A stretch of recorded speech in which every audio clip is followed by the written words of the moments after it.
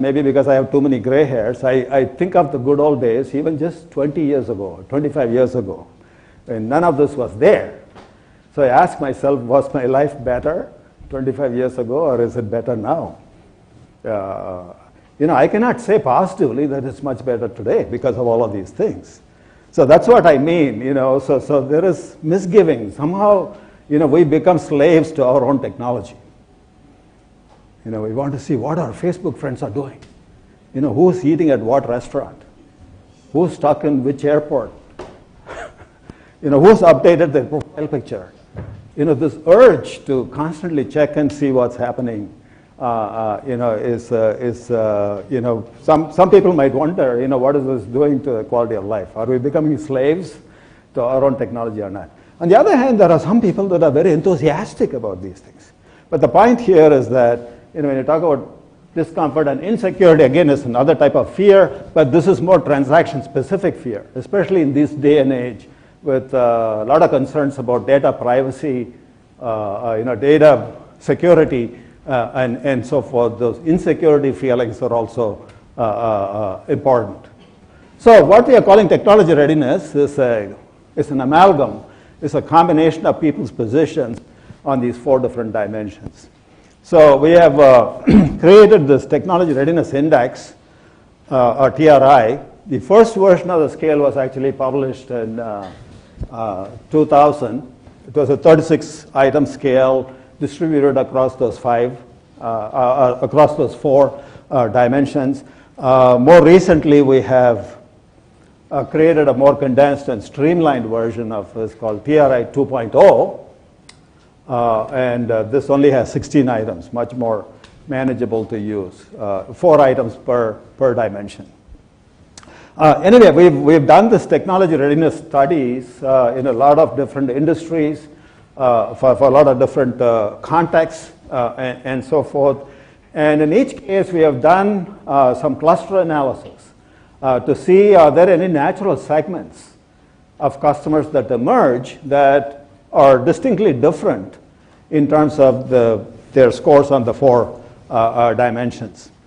And what we are finding overall is that the TRI scores on a scale of 1 to 5, they form a nice bell-shaped curve, as you can see. Nice normal distribution with the average person having exactly at the midpoint technology readiness of 3 on a 1 to 5 scale.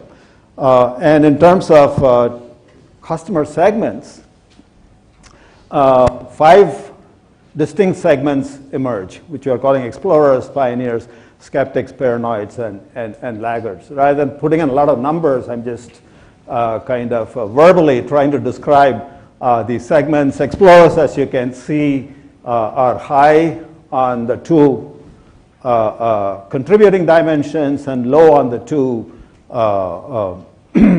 detracting or inhibiting dimensions. Pioneers are high on everything. It's kind of a schizophrenic segment. They're simultaneously, both positive and negative. They have a love-hate relationship. I would probably classify myself as in that segment. I love a lot of technologies, but I also have these concerns. Not a very happy camper when it comes to technologies.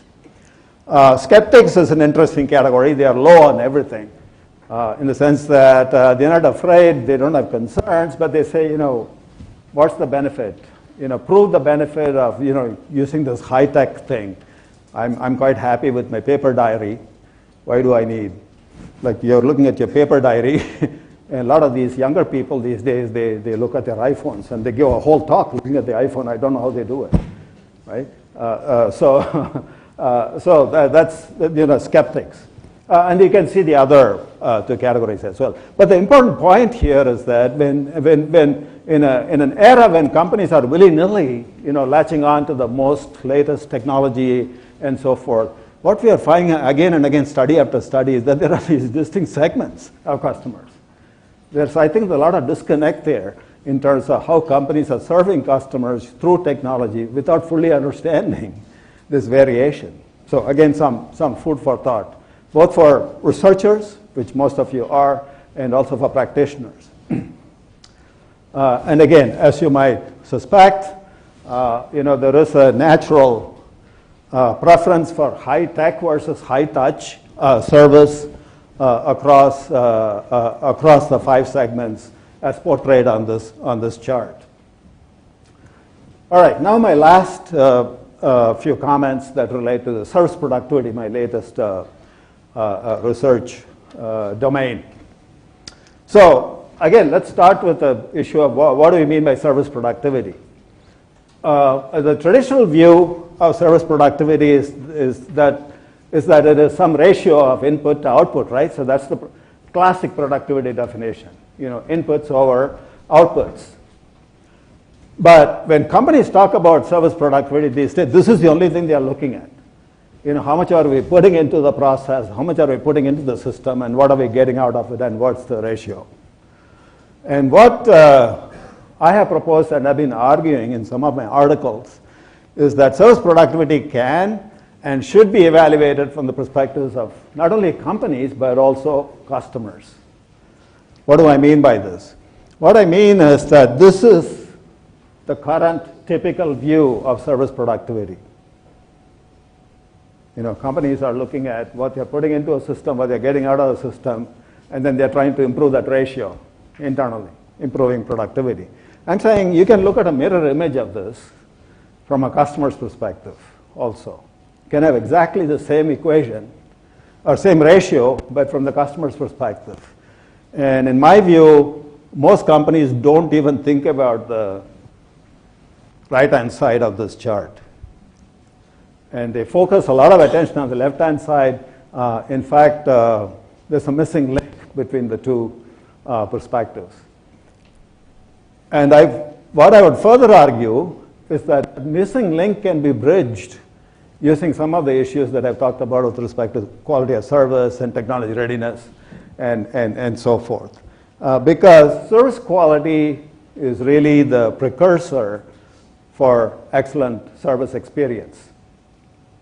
And again, as I mentioned at the outset, how do you create a superior customer experience and thereby gain competitive advantage? So I just kind of extended the model a little bit by adding these additional arrows. And I just want to spend a couple of minutes to talk about the arrows that I have added.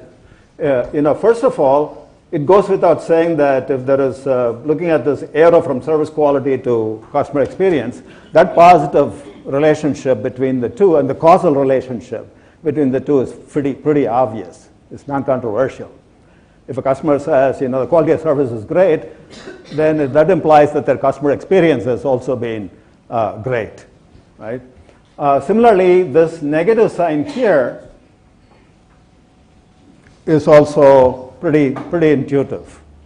In other words, the customer is expanding less inputs in terms of mental energy or time and effort for obtaining the service, then their quality of the service and their experience with the service ought to be better. So those two are non-controversial and fairly intuitive.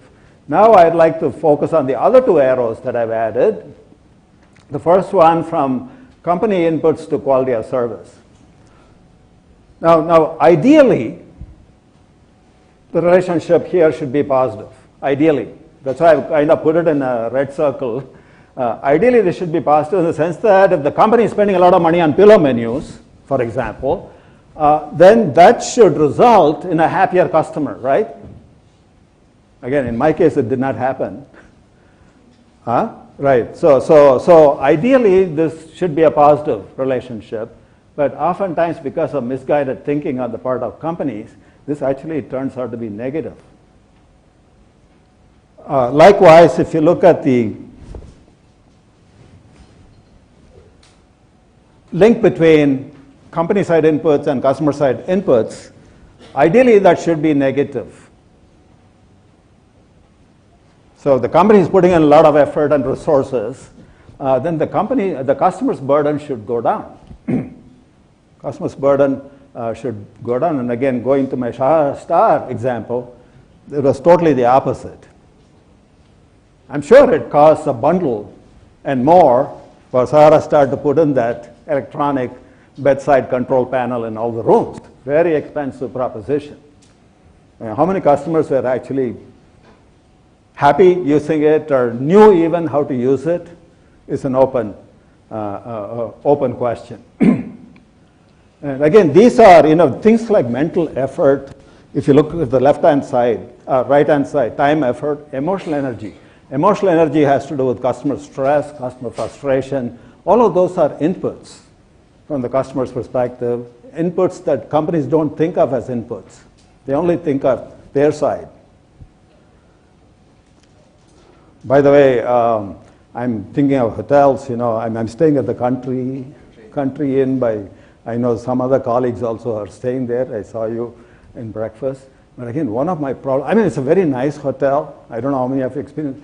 Those switches, it's so hard to read, right? Yeah, so there are so many switches and it's very hard to even see because they have a nice, visually they look very, very posh and very nice, but I don't know which button to push to turn which light on. And apparently there's some master switch somewhere, and once I turn it off, nothing else works. I don't know, go and try if you haven't tried it. So it's impossible.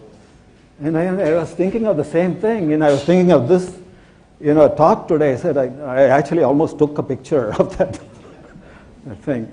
Again, it's all well-intentioned, but the problem is it's so complicated. I prefer those old switches where, right next to the light you have a switch, you turn it on, you turn it off, it goes away. This is some kind of electronic thing and you push that and something goes off. It's really incredible, the complexities. So, coming back to this, these ideal signs shown in the red circles will only hold when company inputs are aligned with the customer's expectations and their abilities. In a lot of cases, they are not aligned. Companies don't even think about what the customer situation is. This is I think my last slide. To kind of summarize this whole thing, I would argue that before a company decides on putting up some kind of new service, adding a new service or introducing a new service enhancement, it'll be logical and it'll be useful, I think, to think about, okay, what is this going to do for us as a company in terms of our productivity? And what is this simultaneously going to do for our customers in terms of their productivity? So in this 2x2 matrix, I have impact on the customer's productivity on the y-axis, vertical axis, and impact on the company's perspective, from the company's perspective on the x-axis, right? So I got a 2x2. And obviously, if a service enhancement falls on the lower right, it's a dumb thing to do. So I would classify the pillow menu, the electronic control panel, all fit under this. In fact, they should have sensed it even before they invested a lot of money in it. And this Country Inn, unfortunately, has already put in all the wiring, and maybe they can just change it to make it more user-friendly or something. It's very difficult, by the way, to change, to figure out what button to push. And a lot of the so-called service enhancements now fall in what I would call a short-sighted category, because again, this stems from the fact that many companies are defining service productivity from their own internal perspective. They're not looking at it from the customer's perspective. It's a short-sighted, So in the short term, it may boost productivity internally because they can displace labor with technology or whatever. But increasing customer frustration would make it an unwise strategy from a long-term perspective. Likewise, if you simply do what every customer wants, that's going to be unaffordable, right? And again, that's something you should not be doing. And the best place to be is a win-win. Introduce technologies and technology-based systems that improve your productivity and makes the customer's life easier too. So that's the way to kind of look at it. And if your potential enhancements that you're considering are on that diagonal, either unaffordable or short-sighted, see if you can move them into the win-win category. For example, if you have an unaffordable thing, it's a nice thing, but it's unaffordable because you can sustain it, then you creatively try to think about, can I charge a premium for it? Or maybe only offer it to some customers who are willing to pay a premium because they have a higher TR or whatever. So try to think about ways in which you can make it, move into the win-win situation. And what do you do with the dumb ones? Dumb ones you get rid of. Because you can, of course the sunk cost is all gone, using an accounting term, but at least, you don't throw, good money after bad money.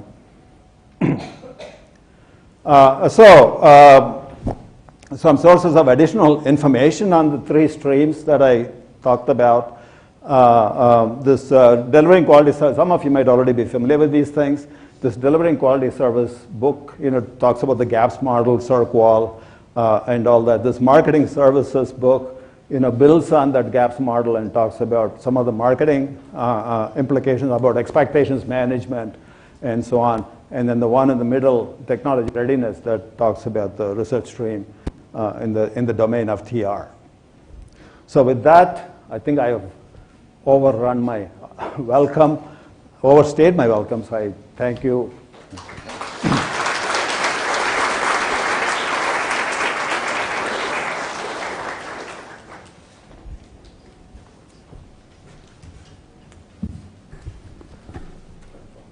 Thank you, Professor Parasuraman, for addressing the participants and sharing the words of wisdom. It was inspiring to know about your research journey. It is a perfect example of how research should be pursued. The concepts you discussed are not only popular theoretical concepts, but also widely accepted by industry. We feel blessed to witness you delivering the established and emerging concepts and the research ideas. No doubt that you are a source of inspiration for many, including me. Thank you, sir. It is a pleasure for me to introduce Professor Simon George. Professor Simon George is presently the Dean Academics and Professor of Marketing at TAPMI. He joined TAPMI in 1991. He was the Dean Academics when TAPMI got the AACSB accreditation in 2012 and re-accreditation in 2017. He teaches courses like marketing, brand management, and services marketing. He was one of the first to offer services marketing as a full-fledged course in any B school in the country in 1994. He was also the architect of the healthcare management program of TAPMI, which was launched in 2010. He has about 32 years of teaching experience. His publications include several cases on branding and services marketing, the latest being a book on cases in brand management and services marketing. He was awarded as the best professor by Dainik Bhaskar National Education Leadership Awards in 2013. I invite Professor Simon George to address the conference participants. Welcome, sir.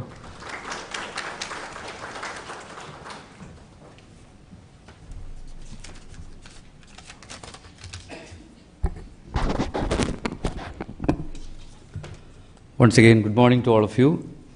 It's really a privilege and honor to once again welcome Professor Parasuraman and host him for this conference. Last few minutes we saw, in a very nutshell, his contribution to the body of knowledge of service marketing, service quality, technology readiness, and service productivity. I don't have any doubt in saying that the service quality, there is no profound concept and body of knowledge in marketing than that, what Professor Parasuraman has contributed. And it is not only profound, but I feel it's the most applied concept and model. It's used in consulting, it's used in customer satisfaction measurement, and I don't think there are many faculty in the world itself who may not be aware about the 5 characteristics of service, the 22 statements, the instrument, the measurement, CSI index which has come from that. And I think we owe a lot to the Professor Parasuraman who is sitting here, and we could hear from the horse's mouth itself what is his contribution. We are so proud that TAPMI could host him today and through the days in this conference. in 1992, when I was teaching a course called Marketing of Industrial Products, now it is called B2B, one student asked a question. Sir, we are aware of marketing of consumer products, we are aware of marketing of industrial products, but then a new area emerging called service, we don't have any understanding of that. So will it not be a good idea to understand and know about services and how it is marketed itself? So that aroused some curiosity in me, and then I decided not far I will offer a course looking at what is available, and I was privileged to offer this as a full-fledged course, one of the first to offer in the country itself in 1993. This question by the student was similar to a question raised by a participant in the very famous American Marketing Association conference in US in the mid-1980s. He was an executive working in American Express, and in the conference he stood up showing a can of soup. And he said, in the B school which I studied, they taught me how to market this. But I have not been taught to market the product and service which I am working for, which is of the American Express. And that became a milestone conference, and that sowed the seed of the service marketing itself. And this I could get when I was looking at the history of service marketing growth itself. So all this facilitated my launching of the course in 1993. But then when I looked around to search for body of knowledge, I didn't find any book, and I didn't find many articles. Internet was not available. So what is available is books and some of the journals which come here in TAPMI, which is rarer. But what I could find is the contributions of three people, and which I really credit for what I could do. One is none other than the guru of service marketing itself, Christopher Lovelock, whose book is followed all over the world in service marketing, process technology and people. And he is the one who conceptualized service as a product, dimensions, how it's an intangible thing, how it's different from tangible products. Then, and he is the one who first wrote a lot of cases. And that's how, and so this was a person from whom the research purpose gave me some understanding as what is services as a sector, as an industry, as a product itself. The other person whose research immensely benefited from my initial understanding was none other than Mary Jo Bittner, who is a professor of Arizona State University, who contributed to 7 P's of service marketing: servicescape, ambience, then blueprinting of services, etc. And then third is the joint contribution of Professor Parashuraman, Berry and Sathamal. I think when they were working in Texas A&M, they came out with this very famous concept of Sir-Qual. And again I say, there is no concept which is more profound than this, not only in service marketing but also in marketing itself, in terms of its profoundness as well as in terms of its application. So today I feel very satisfied at a personal level because I have the satisfaction of meeting all these three people and directly interacting with them. Christopher Lovelock in 2008 came to TAPMI for the conference, and he was the keynote speaker. So it's immensely beneficial to directly interact with him. He's no more. Then Mary Jo Bittner, I had an opportunity to interact with her when I spent one term teaching a course in US, in Arizona State University. That time she was working. And now yesterday, I could meet none other than Professor Parashuraman itself. Personally for me and for TAPMI, it's a great honor to have Professor Parashuraman here. And we are proud of his contribution to this body of knowledge of through Sir-Qual, customer satisfaction. As he rightly said, there are so many industries and companies which has used this model of customer satisfaction index itself. If you look at airlines or hotel, if you go to, I wrote a case on Fortune itself, and I was surprised to find every day they do a customer satisfaction measurement, do what is called a CSI index based on the earlier contribution of late 1980s by Professor Parashuraman, Berry and Sathamal. When we look at it, I wonder how many PhDs would have been done on this concept. Right, India and abroad. There is one person in TAPMI itself who is PhDs on that. Is he here? Professor Manjunath, who is our chief librarian, whose PhD itself on customer satisfaction library service itself. So, umpteen number of people have immensely benefited, become scholars by this one contribution of this concept itself. We are so thankful. And it is not only for the academicians as well as the researchers, but also great help to the industry itself. And that's the worth of this person sitting here. We are so proud that you're an Indian too. And I could see one of the offshoot, correct me if I'm wrong, of CRM itself, customer relationship management, itself came from customer satisfaction. And CRM itself also was the idea of two Indians, Jagdish Sheth and Atul Parvatiyar. And so what all offshoots and contributions have come from this person's research, intensity research contribution itself. At this stage, I would like that in future, TAPMI is able to do something with you, sir, either in terms of you contributing something to academics or in research. TAPMI will be immensely benefited. And then we wish, all sitting here, wish that again your work continue in terms of service productivity, still do contribute to the body of knowledge. And then I wish all the participants great 2-3 days, so that they are able to immensely benefit by interacting between themselves as well as the panel members, as well as interacting with none other than Professor Parshuram itself. Wish you all the very best. Thank you.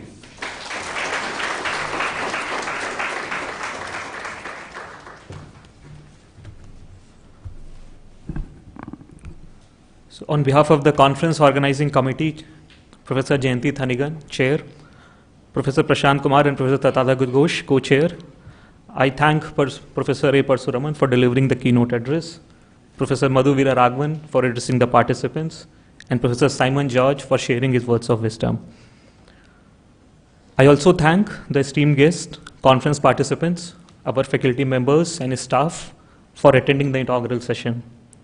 I thank the administration team at TAPMI for putting this together. We will now break for lunch. The lunch will be served at 12:30 p.m. It is in F33 and F34. Just these rooms are just on this floor itself. Till then, you can be in this room. Participants can network, meet and greet with the experts. I wish you all for the conference ahead. Thank you. Thank you, sir. Thank you, everyone.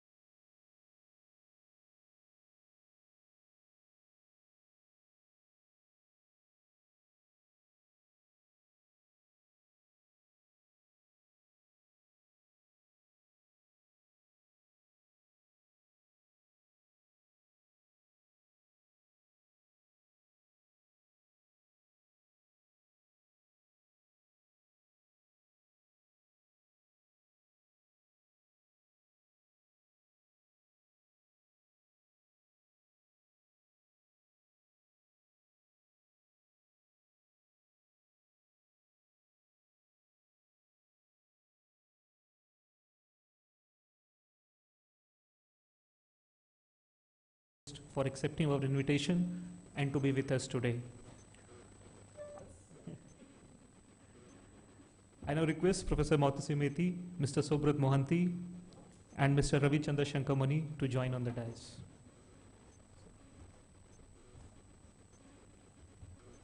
Welcome, sir. Ma'am, I request Mr. Ravi Kumar Narayanan and Mr. Lamuel Herbert to join on the dais. Welcome, sir.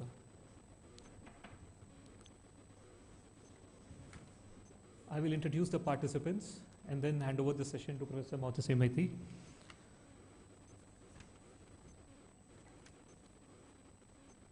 I feel honored to introduce Mr. Ravi Chandra Shankarmani. Mr. Ravi Chandra Shankarmani is the Associate Vice President, Air Operations and Customer Service at Indigo Airlines, India's leading airline. Prior to working at Indigo, he was employed at Qatar Airlines as a regional manager in charge of operational efficiency. He has also worked with Jet Airways as General Manager, Airport Services. At Indigo Airlines, he is in charge of the automation of customer touchpoints and improving the Net Promoter Score for the airline. He is also charged with improving the customer service of a network that services 2 lakh customers per day. He is also a certified facilitator for quality improvement. We welcome you, sir.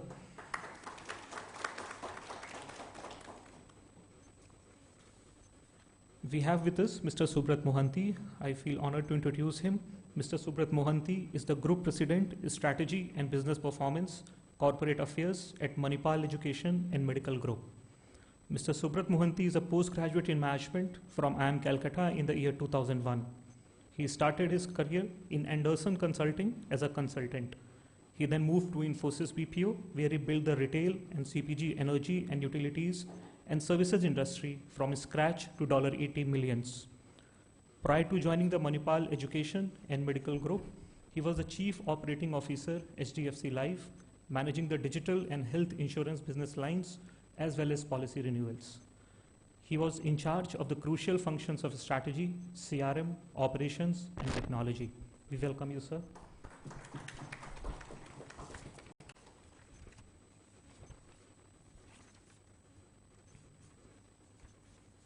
I feel honored to introduce Professor Mautase Mehti. Professor Mautase Mehti is currently a professor in the Department of Marketing Management at the Indian Institute of Management, Lucknow. Prior to joining IML, Professor Mautase Mehti was an assistant professor at Indian Institute of Management, Bangalore, and at the University of Wisconsin, Whitewater, USA. Professor Mautase holds a master's degree in business administration from University of Calcutta, a master's degree in arts from Jadavpur University, India, and a doctoral degree in business administration from University of Georgia, USA. She has worked with the Nielsen Company in the firm's retail as well as consumers divisions, handling clients including PepsiCo, Frito-Lay, and Eveready batteries. Her research interests are in the areas of consumer interaction with information and communication technology and the adoption of ICT. One example being technology adoption at the bottom of pyramid in developing countries. Her research has appeared in refereed journals including Journal of Retailing, Decision Support Systems, Journal of Business Ethics, Journal of Business Research, Journal of Marketing Theory and Practice, and Journal of Marketing Channels. Her research has won Best Paper Research Awards across several international conferences.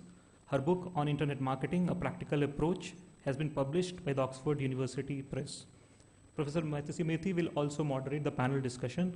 Thank you, ma'am, for accepting our invitation. We welcome you.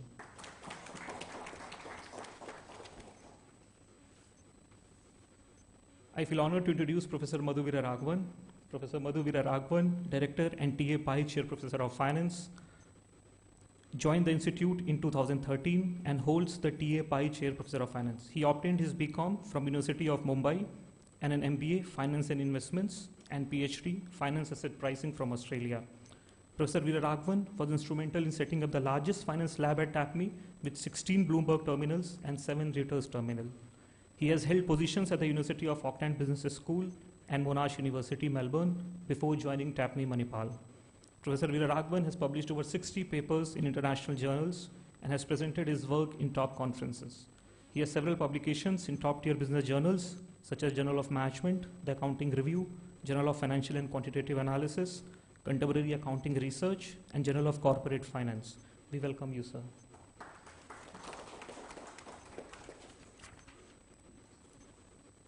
It is an honor to introduce Professor A. Parsuraman, James W. McLemore Chair and Professor of Marketing at Miami Business School, University of Miami, USA. He is considered one of the most influential figures in the field of services marketing and service quality. and is widely known for his work on CERCOIL, eServCoil, and the Technology Readiness Index.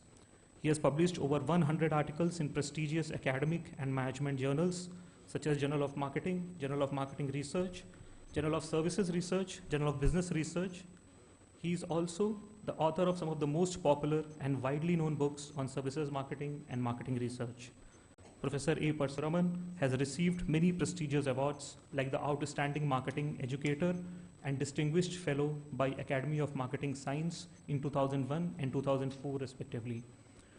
Elsevier Distinguished Scholar by Society of Marketing Advances in 2009 and Distinguished Alumnus of Indian Institute of Technology Madras in 2005, to name a few for his outstanding scholarly contributions in the field of marketing. We welcome you, sir.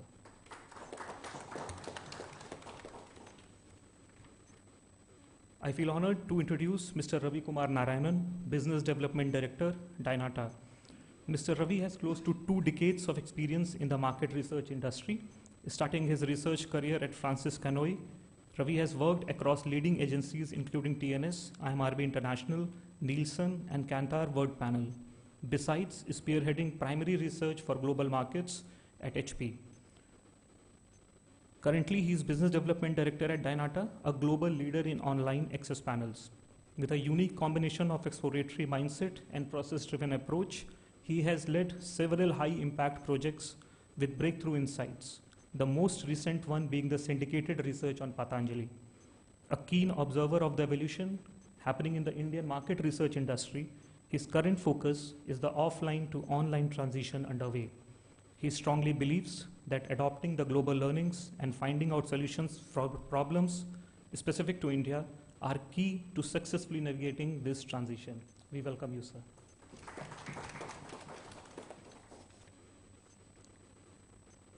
I feel honored to introduce Mr. Lemuel Herbert. Mr. Lemuel Herbert is executive coach and hospitality trainer. Erstwhile, he was the area general manager at Oakwood Premier Prestige, UB City, Bangalore. He is a hotel management graduate from the Oberoi School of Management. He is a certified hospitality educator and a certified hospitality administrator from the American Hotel and Motel Association.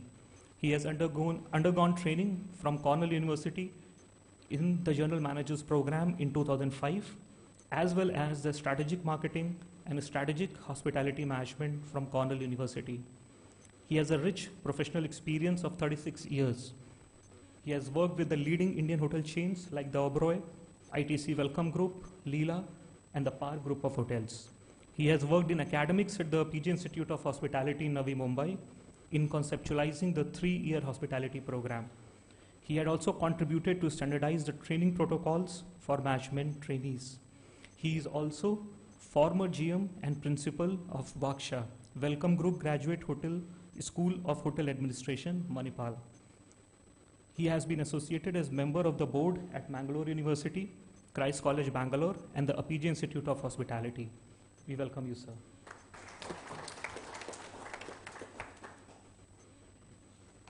Before we start, let me share with the audience that we have 75 minutes for panel discussion, followed by a 15-minute question and answer session.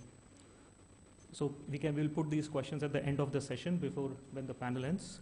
Now I request Professor Mohtasi Mehti to initiate the discussion. Thank you.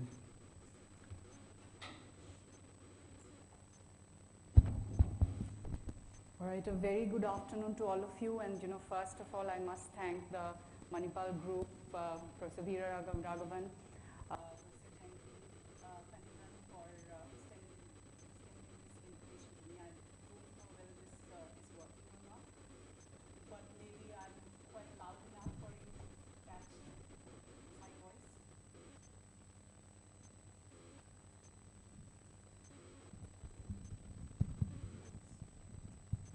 Yeah.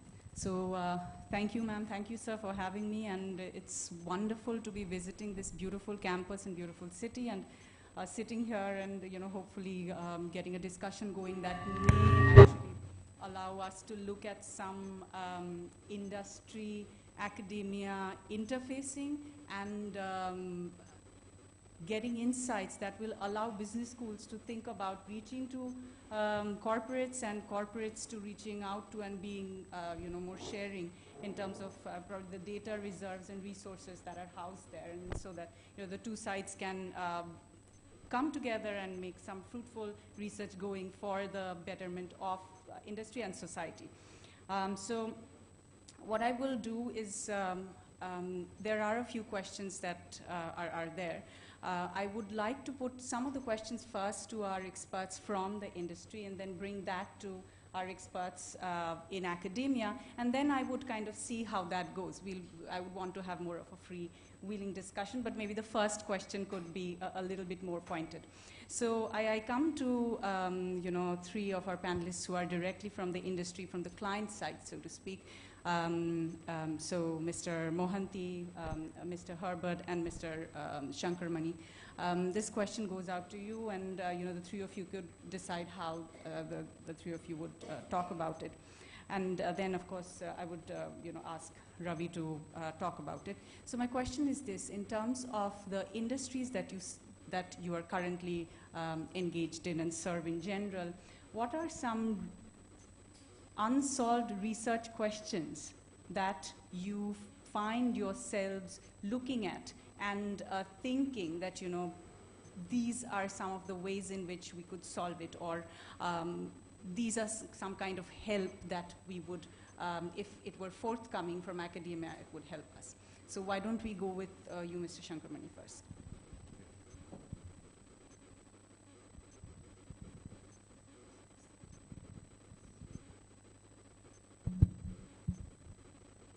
Thank you, ma'am. First of all, I must thank TAPMI for inviting me over here to participate in this discussion. I was bad in academic, to be honest. In fact, I flunked my 12th standard. I very clearly remember. Then I realized how important it is. Till my father gave me two beatings. But nevertheless, it gave me a kickstart, and then I finished my post-graduation and then did my IATA course and all. Most importantly, I think you may address me as Ravi, unless there are two Ravis, you don't want to get confused. Shankaramani is my father's name. That is what we talked about earlier, so I said I'll speak, I would refer to Ravi him as to your Ravi. right and Ravi to the left. That works. Okay. So coming back to your to answer my immediate response would be, the customer's behavior has been changing over years. Maybe it could be because of the expectations, as earlier Professor Parshuraman mentioned, that we don't know what are his expectations. Maybe we are still groping in the dark, trying to find out what are his expectations. So there has been, I have been in the industry for about 30 plus years. I've seen customers demand, changing almost every 1.5 years. Whether in terms of time or in terms of quality or in terms of value for money and so on and so forth. So I don't know where it is going to lead, and where do we put an end to it. And of course, there are organizations who also, like for Indigo, for that matter, we are very clear. We are a no-nonsense airline. We just take you point A to point B and drop you at this fare and period. So as a company philosophy is one aspect of it, but still, there is also a customer expectation even out of that. Despite every customer knows consciously that this is what these guys can deliver, but still there is an expectation which is setting in, whether we like it or not, but we are finding it a bit difficult to match that expectation. So of course it will be perceived as rude, or it will not be. It will be also be improper and incorrect to say, oh, you paid $100, this is what you get. But that we cannot say that to the customer. But at the same time, in the back end, we also keep wondering that why the expectation of the customer is going up. So that is one area. Probably it's a food for thought for all of us. How do we manage that part of it? Sure, Mr. Mohanty. Right. I mean, firstly, thank you, Professor Madhu. I'm always happy to come here. mean, the first time I came here was about a month back. Beautiful campus, lovely to be here. I always knew that I'll be the most undereducated guy in the room, but I also figured that I'm the most underdressed person in the room. But be that as it may. A good question, and let me start off with firstly, giving two often quoted quotes from fairly famous business leaders, which are not very complimentary to research. One of which was Steve Jobs saying that, the customer doesn't know what he or she wants, so you have to create things and give it to them. Which I think is wrongly interpreted, but, that's a quote. And the other one is Henry Ford saying, if I asked the customers, they would have asked for faster horses and not for Model T. And I think there is a message there that, the classic way of looking at research is often not, you could still have found the answers to both Ford's question as well as Jobs' question by doing research. But possibly the research had to be done a little differently, right? Now, there are two industries that I have served in the last 18 years, one of which I believe is life insurance, which I believe is a fairly fundamental human need. Both life and health insurance are fairly fundamental to our protection, the future safety and security of our wealth as well as our family's prosperity. But nobody buys it on their own, right? This is human psychology. You never think bad things will happen to you, and you won't wake up in the morning, and nobody ever queued up in front of our branch overnight to buy life insurance. But when iPhone 6, 7, 10, whatever was released, people were queuing up outside. Our product is actually cheaper and way more useful to you and your family. And it always has made me wonder, has anyone truly understood what is the reason why customers or people don't behave in the manner which is in the interest of their long run or whatever long-term safety? I think this is a problem statement for the ages. And then I came to this group, and we have three broad portfolio of businesses: education, healthcare, and health insurance. And being the group president, I have interests in all three of them. And in healthcare, I go back to the same question. Nobody wants to do annual health checkup. Nobody wants to actually listen to the doctor who says you must do 30 minutes of exercise 5 days a week. And worse of all, pretty much every patient looks at chronic disease as an acute condition. What I mean by that is, if somebody tells you you have diabetes, it's a chronic condition. Please take your medicine for the entire year. All of those medicines that I've prescribed to you. Please follow the treatment protocol. Only 20% of people follow treatment protocol. They think, oh, I have had an aggravated situation, I go to the doctor, he gives me something, 1 month later it seems like it is okay, stop eating the medicine. And then 9 months later you come back again as an acute condition rather than treating it as a chronic condition. And I realized this is the same damn problem that I had in insurance and health insurance. People just don't want to do what is right for them.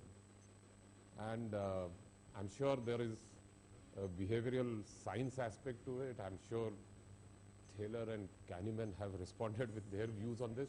But I would really like if somebody could please educate and enlighten me about why people behave this way. Any research on this will be useful. Thank you. All right. So I will take the same question to Mr. Herbert. What are some of the problems that you're looking at that could use some research coming out of academia?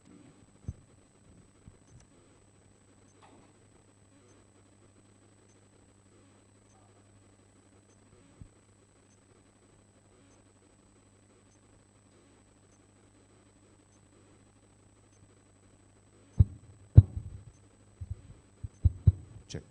Yeah. Okay. First of all, like everyone, thank you for having me here today, Professor Veeraraghavan and Professor Thanigan and Professor Vidya Pratap. It's a pleasure to be here. Yeah, insofar as academia and the industry is concerned from the hotel's perspective, or rather, it's my perspective, is that there are some gaps.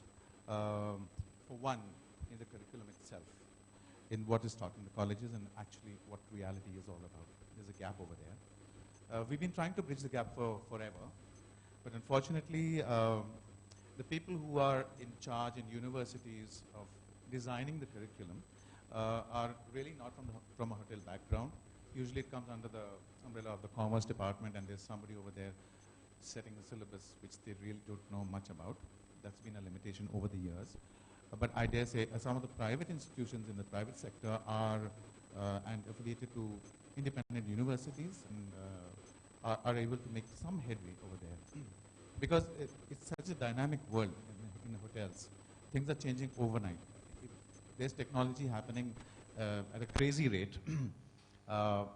Customer profiles are changing every day. I mean, the typical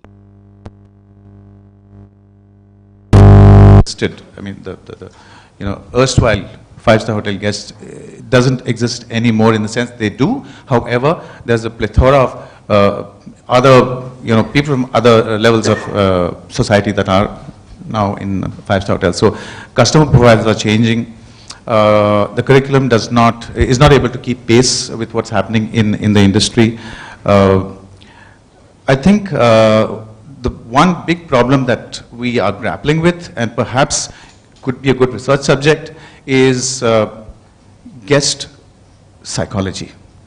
Helping hoteliers, the hotel staff, to understand sensitization.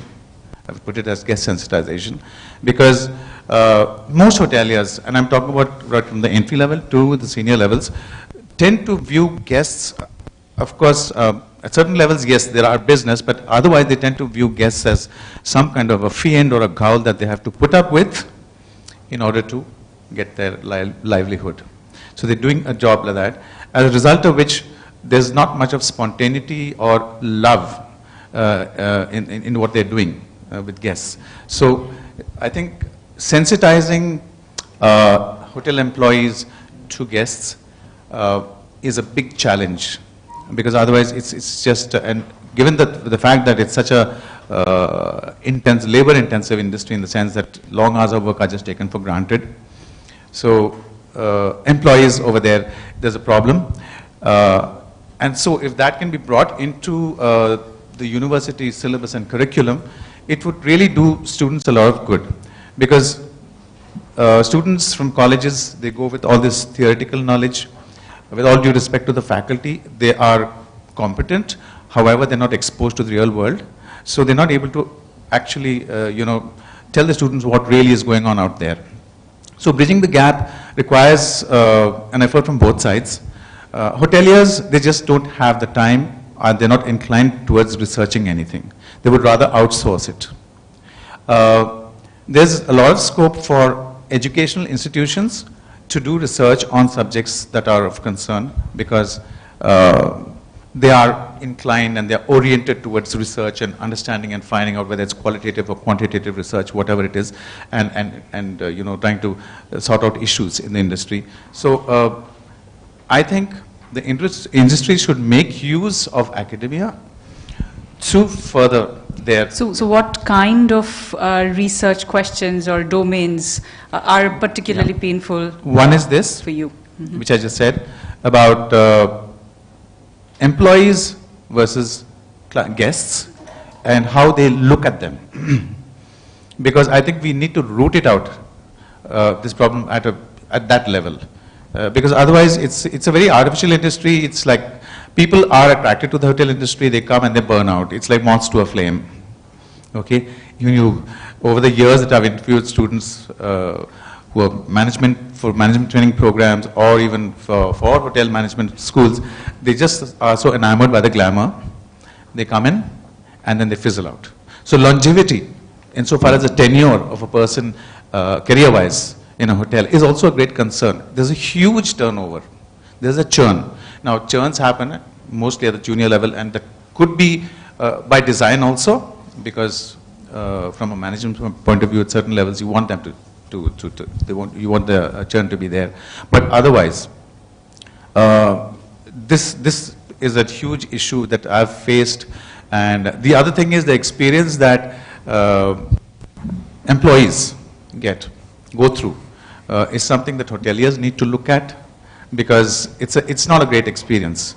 And it's like, I've been through all this, and that's what's made me who I am. So you've got to go through all that as well. Today's Gen Y doesn't care two hoots. Hotel education is now, it's formalized and you get a degree in it that allows for flexibility for students to pursue higher education or even move into other lines. So the thing is, what I'm trying to say is that it's a huge concern. So far as I'm concerned, I've been on both sides of the fence, purely operations person as well as in hospitality education. And I think there's a lot of scope and research for research in this area. One is how can hotels actually use academia to their advantage. There are agencies, it's not that they aren't, but then they come at a frightful, cost. And there's HVS, there is Hoteliviate, there are lots of Gallup, so many of them are there. But why not use academia? So essentially we want to spark that dialogue off, and we are looking to the experts. So we'll come to the experts a little bit later and listen, hear what the industry have to say. So if I may ask, Ravi to kind of address two questions simultaneously. One is you interface with a lot of clients. So what are your clients saying? So typically, the industries represented here could be your clients. And then what are some steps that you as an agency are taking? And then I will actually take that question to the other three members on the panel in terms of what are some steps that you are taking in order to address these research questions that are coming up. So Ravi. So first of all, thanks for inviting me here, Professor Jayanti. And while the focus of the discussion is on industry-academia interaction, the overall theme is fantastic, something which interests me a lot, how marketing can contribute to society deception and all of that. Some of the points that we'll discuss, I'm sure will kind of definitely overlaps with that. So to broadly hearing the corporate, the participants say in terms of what are the burning questions that are not getting addressed, I can clearly see why this gap is there, because the way this industry, the research, I'm talking about the market research industry operates is, there are two kinds of research. One is proactive, other one is reactive. 90% of or even 95% of what we do in the industry, broadly across agencies, is what we call as reactive. Because it's completely driven by what is a brief that is coming, how do we quickly turn that around, complete that project in 4 weeks, 5 weeks and all of that, and therefore keep the focus completely on that. That's how the whole industry operates. And even at the corporates level, a lot of research that happens in India is primarily emerging from FMCG and consumables. The reason being the bulk of the marketing spends go there. And they all kind of work in a clockwork precision kind of a thing. If it's a product launch, A to Z, there are n number of research projects that have to happen. They are mandated, and therefore there are different stakeholders, different agencies which take up all of those. And the entire focus goes into that. In this scheme of things, the kind of issues that we've been hearing, what I would call them as proactive in nature, that kind of gets lost in the whole picture. If you ask me why it's kind of gets lost, because this kind of research calls for a much larger time, effort and money investment. But the way the market research industry currently operates is highly cutthroat competition, revenue driven, and therefore let me focus on what the client wants to do and deliver that, and not spend time engaging on broader themes which are very deep, more relevant, may not immediately impact you, but they are kind of, they need to be addressed for the long-term growth of the industry. So it's primarily because the way the whole industry is structured, we struggle to respond, rather we don't take up this proactive research. But having said that, we have seen some of these topics get addressed. I may not have examples in the service industry because the way the market research industry operates. If you take FMCG especially, once in a while some of these larger proactive questions get addressed. If you ask me an example, the most recent one, my prior organization, Cantor World Panel, many clients were wondering, first I need to state the fact, if you look at the growth, FMCG is one of the biggest industries in the country. If you look at the growth, while the industry is growing, interestingly, South India is not growing. South India is growing lesser. If you take history, if you look at history, South India has been the kind of pioneer in terms of driving many FMCG categories, especially packaged foods and all of that. and the growth levels used to be very high. But the last couple of years, the growth has kind of slowed down. So this is a very broad question. The regular research that happens in the industry cannot address that. Somebody will have to look at a broader canvas and do things like that. So when many clients started asking like that, the previous organization actually took up that research. Now how that happened, see, if a particular person has to kind of take up the research, the cost should be 40-50 lakhs. Any of these proactive research, because it has to be broad-based in terms of geographies, consumer segments and all of that. So what happens here is, here the agency took up that, funded the research, and then marketed it to multiple organizations. That was a route followed to address what one can call as a proactive research, which otherwise would never have been done by any single company. All right, great. So Ravi actually raised a particular issue and talks about differences that exist in the kind of research that we undertake. So I'll actually come back to our academia panelists with that.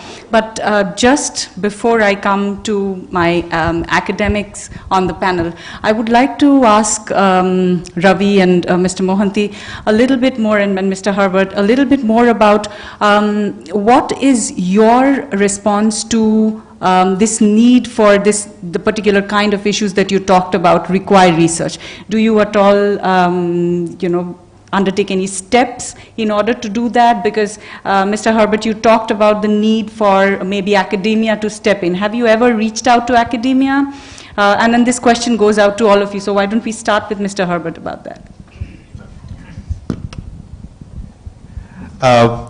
Yes, over the years, we have definitely tried to talk to academia, to the principals and to the faculty members, and ask them to actually help out.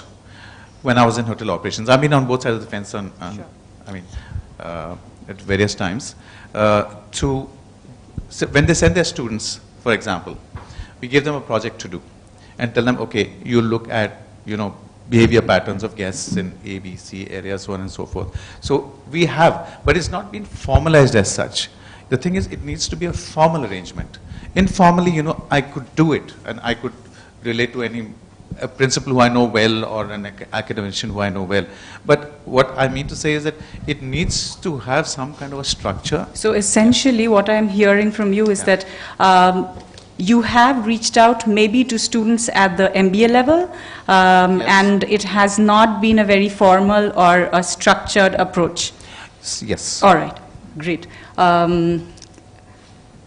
Shankarmani, if you could share your thoughts.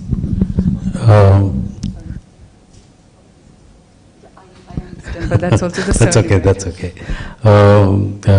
I would agree with somewhat. We are also sailing in the same boat. Similarly, there has never been a formal approach to it. It's basically my experience, what my gut feel says, what my legacy management style or whatever. So those are the expertise which gets into the system, which may be correct, which may not be correct, or may be relevant or irrelevant. And also the scale of operation does not sustain those kind of inputs. It requires a real good kind of research. And also I was talking to Rajiv about the kind of people who travel. The few years back, it was either the top executives of the companies used to travel, or during vacations your families traveling. But now even any graduate or even students, they go on their own, have a backpack. And if I may just add to that, the other day the security guard from at my building said he's going on leave for 10 days. So I said, 10 days is going to take you a long time traveling up and down, and you'll just spend about 6 days. He said, "No, sir, I've booked my flight ticket by Indigo." Yeah. Okay. Yeah. So I mean, that's how things have changed. Yep. So one is the customers have changed. You have different segments of customers traveling in the seat to your left and to your right. So that is one. So obviously they come from different social background. So their behavior also changes accordingly. So that is what I was looking at, whether do we, one, would it be right to categorize customers in terms of social strata? No, from a broader perspective, it's not right. But from specific service perspective, maybe yes, these kind of customers, like it's like an having a Santro and an i20 and Santro Ascent or whatever. You have different segments of cars. So something similar. So can we do something for these kind of customers and these kind of customers and these? So we know their expectations.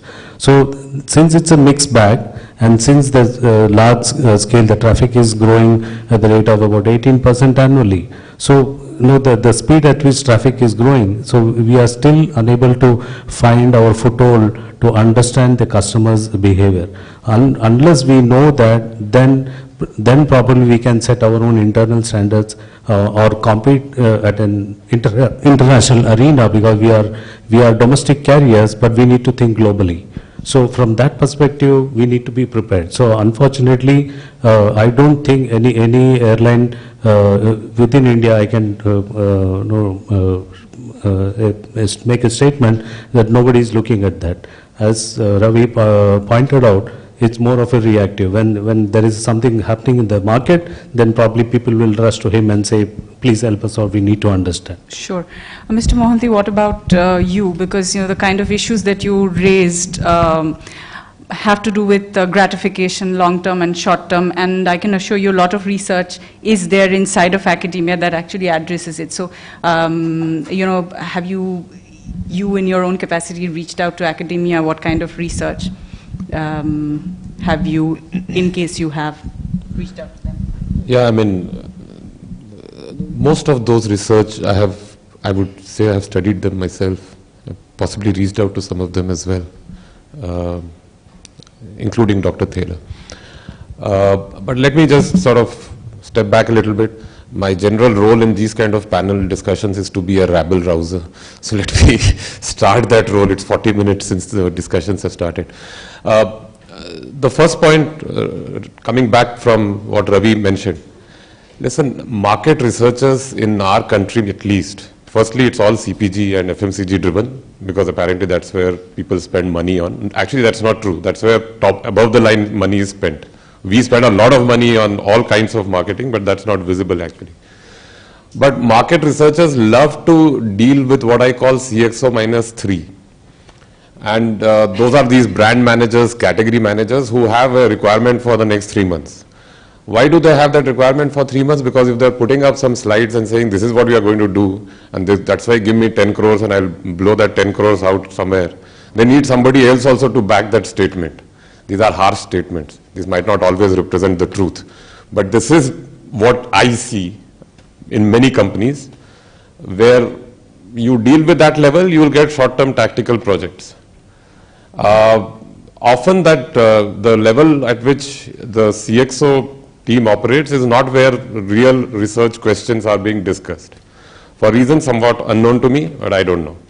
And I think the other problem is, some of the problems that the CXO level is dealing with requires long-term study, and it requires understanding of something way deeper.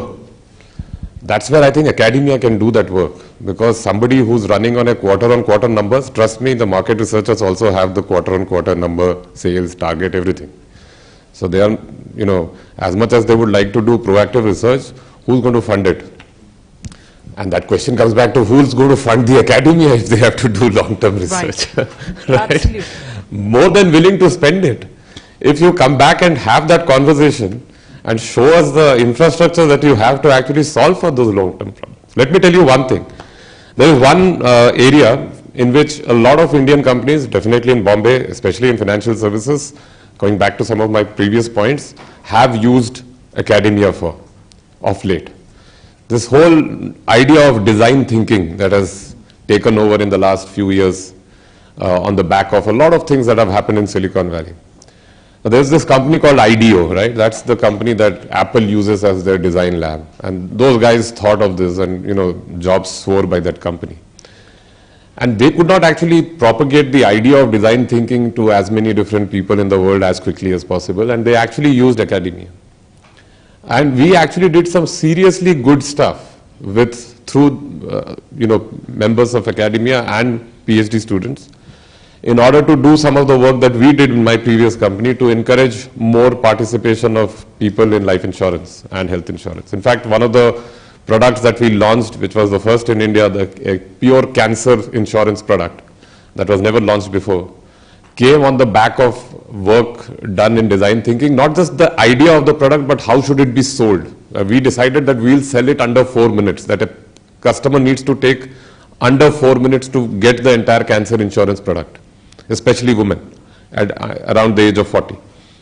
And we actually worked with a professor and his team, and we got that final product out in a way that you could buy it for 3 minutes, in 3 minutes 50 seconds flat, including paying for it online, right? So there are ways to do it, and it took us about 6 to 9 months. It took another year for the regulator to approve that particular product. But my view is the right level of engagement is not there. And second, for some of the structural systemic problems, the kind that we discussed, it requires long-term both patience and capital, which actually academia has. Market research firm doesn't. So thank you for raising those very, very pertinent issues. And now I'll come to our panel, the academia experts here. Professors, how would you look at this idea of long-term research, that is fundamental research, and bread and butter research, which is more of the repetitive research that all our panelists have raised, and the need for also academia to again contribute to fundamental research, because as we all know, the raison d'etre for academicians is fundamental research. But at the same time, until unless some of these bread and butter issues are addressed, we are not going to get support from the industry. So Professor Parshuram, your thoughts first, and then Professor Veeraraghavan. First of all, thank you, practitioners, for raising these very important issues. Some of them are very near and dear to my heart because of the kind of work that I've been doing, and I kind of drew upon this morning in my address. Okay, let me just kind of capture, some of what I'm hearing. In your case, in the airline case, you're talking about Indigo's, customer expectations changing, customer profiles changing. So how do you kind of manage that? And in your health care industry, insurance industry experience, you were mentioning, how do you overcome the psychological barrier to marketing some of these so-called, there is a term for this in retailing, it slips my mind, it's called negative goods or something. Negative goods, yeah. So again, and then in your case, how do you manage that employee-customer interaction on a more sustainable basis, turnover kinds of issues, and then you brought up a very important thing, which is more like, reactive versus proactive marketing research. Given the nature of the beast that you're dealing with, it's 95+% is all reactive because the industry is also wanting for quick fixes. Now, where does academia fit in? My own view is that there is tremendous opportunity for academia-industry collaboration. And I think, you, in your remarks, several of you kind of surfaced this idea of long-term research, programmatic research on a particular issue. Of course, practitioners don't have the wherewithal nor the time to engage in those kinds of things. Academia can. But then academia doesn't have resources, usually. So one of the things that I'm thinking of, which many Western universities do, but I don't see very much happening in India, is the establishment of research centers in universities. And I think in the long run for practitioners, this might actually be a much more economical way of funding research, which may not necessarily give them immediate solutions. But the question that you're raising, for example, Ravi, about changing expectations, there is actually some research, some done by myself, that's out there buried somewhere in journals, talking about, what are the factors that might influence expectations. We talked about the zone of tolerance idea this morning, but that's just the tip of the iceberg. There are a number of things that could potentially influence both the upper boundary and the lower boundary of the zone of tolerance. And just getting exposure for practitioners to all of those different things might across different industries trigger some ideas for dealing with this problem. For example, one of the areas that is very important that I try to teach in the courses that I teach is, I have a whole session on what I call managing customer expectations. Now, you kind of scratch the surface by saying that, you try to do through your marketing communications, but that may not be sufficient. So how do you actually, manage customers' expectations so that you keep expectations under control as opposed to, letting expectations get out of hand?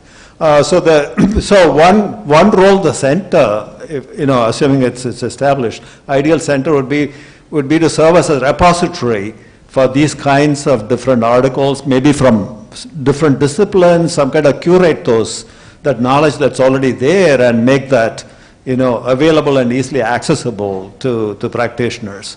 This morning I briefly mentioned the Marketing Science Institute.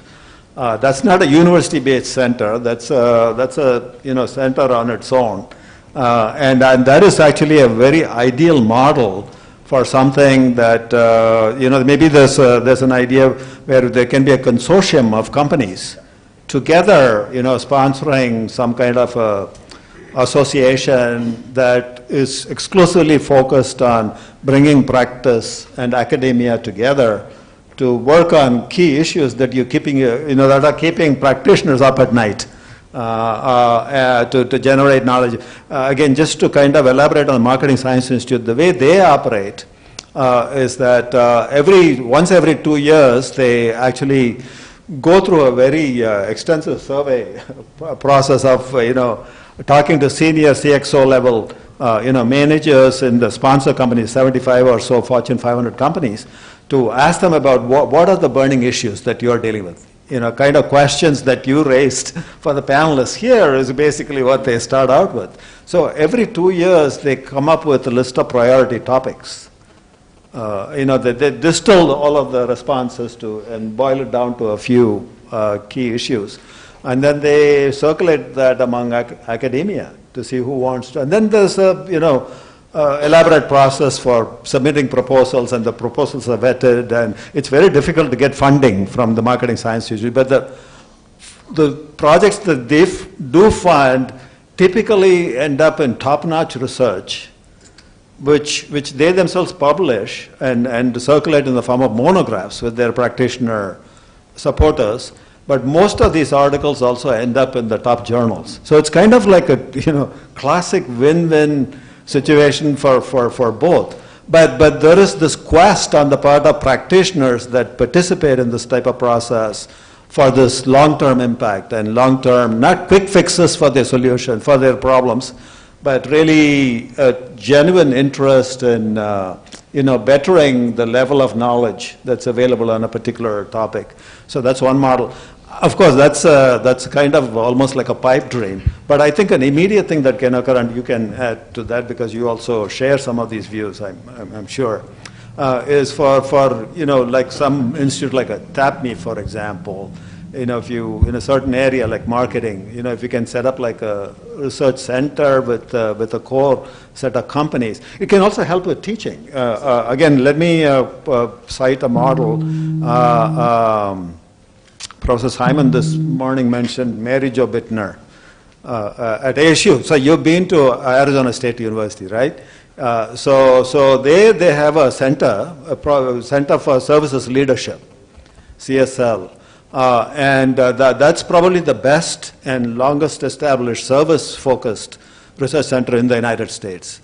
So they have about, I think, 50 plus now sponsor companies, both from the service sector as well as from the product sector. For example, Ford Motor Company, I think, is one of the sponsors. They are not a service company; they are a product company.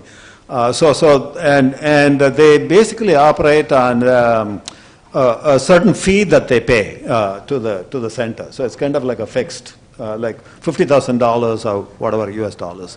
Which piddly amount for a big company.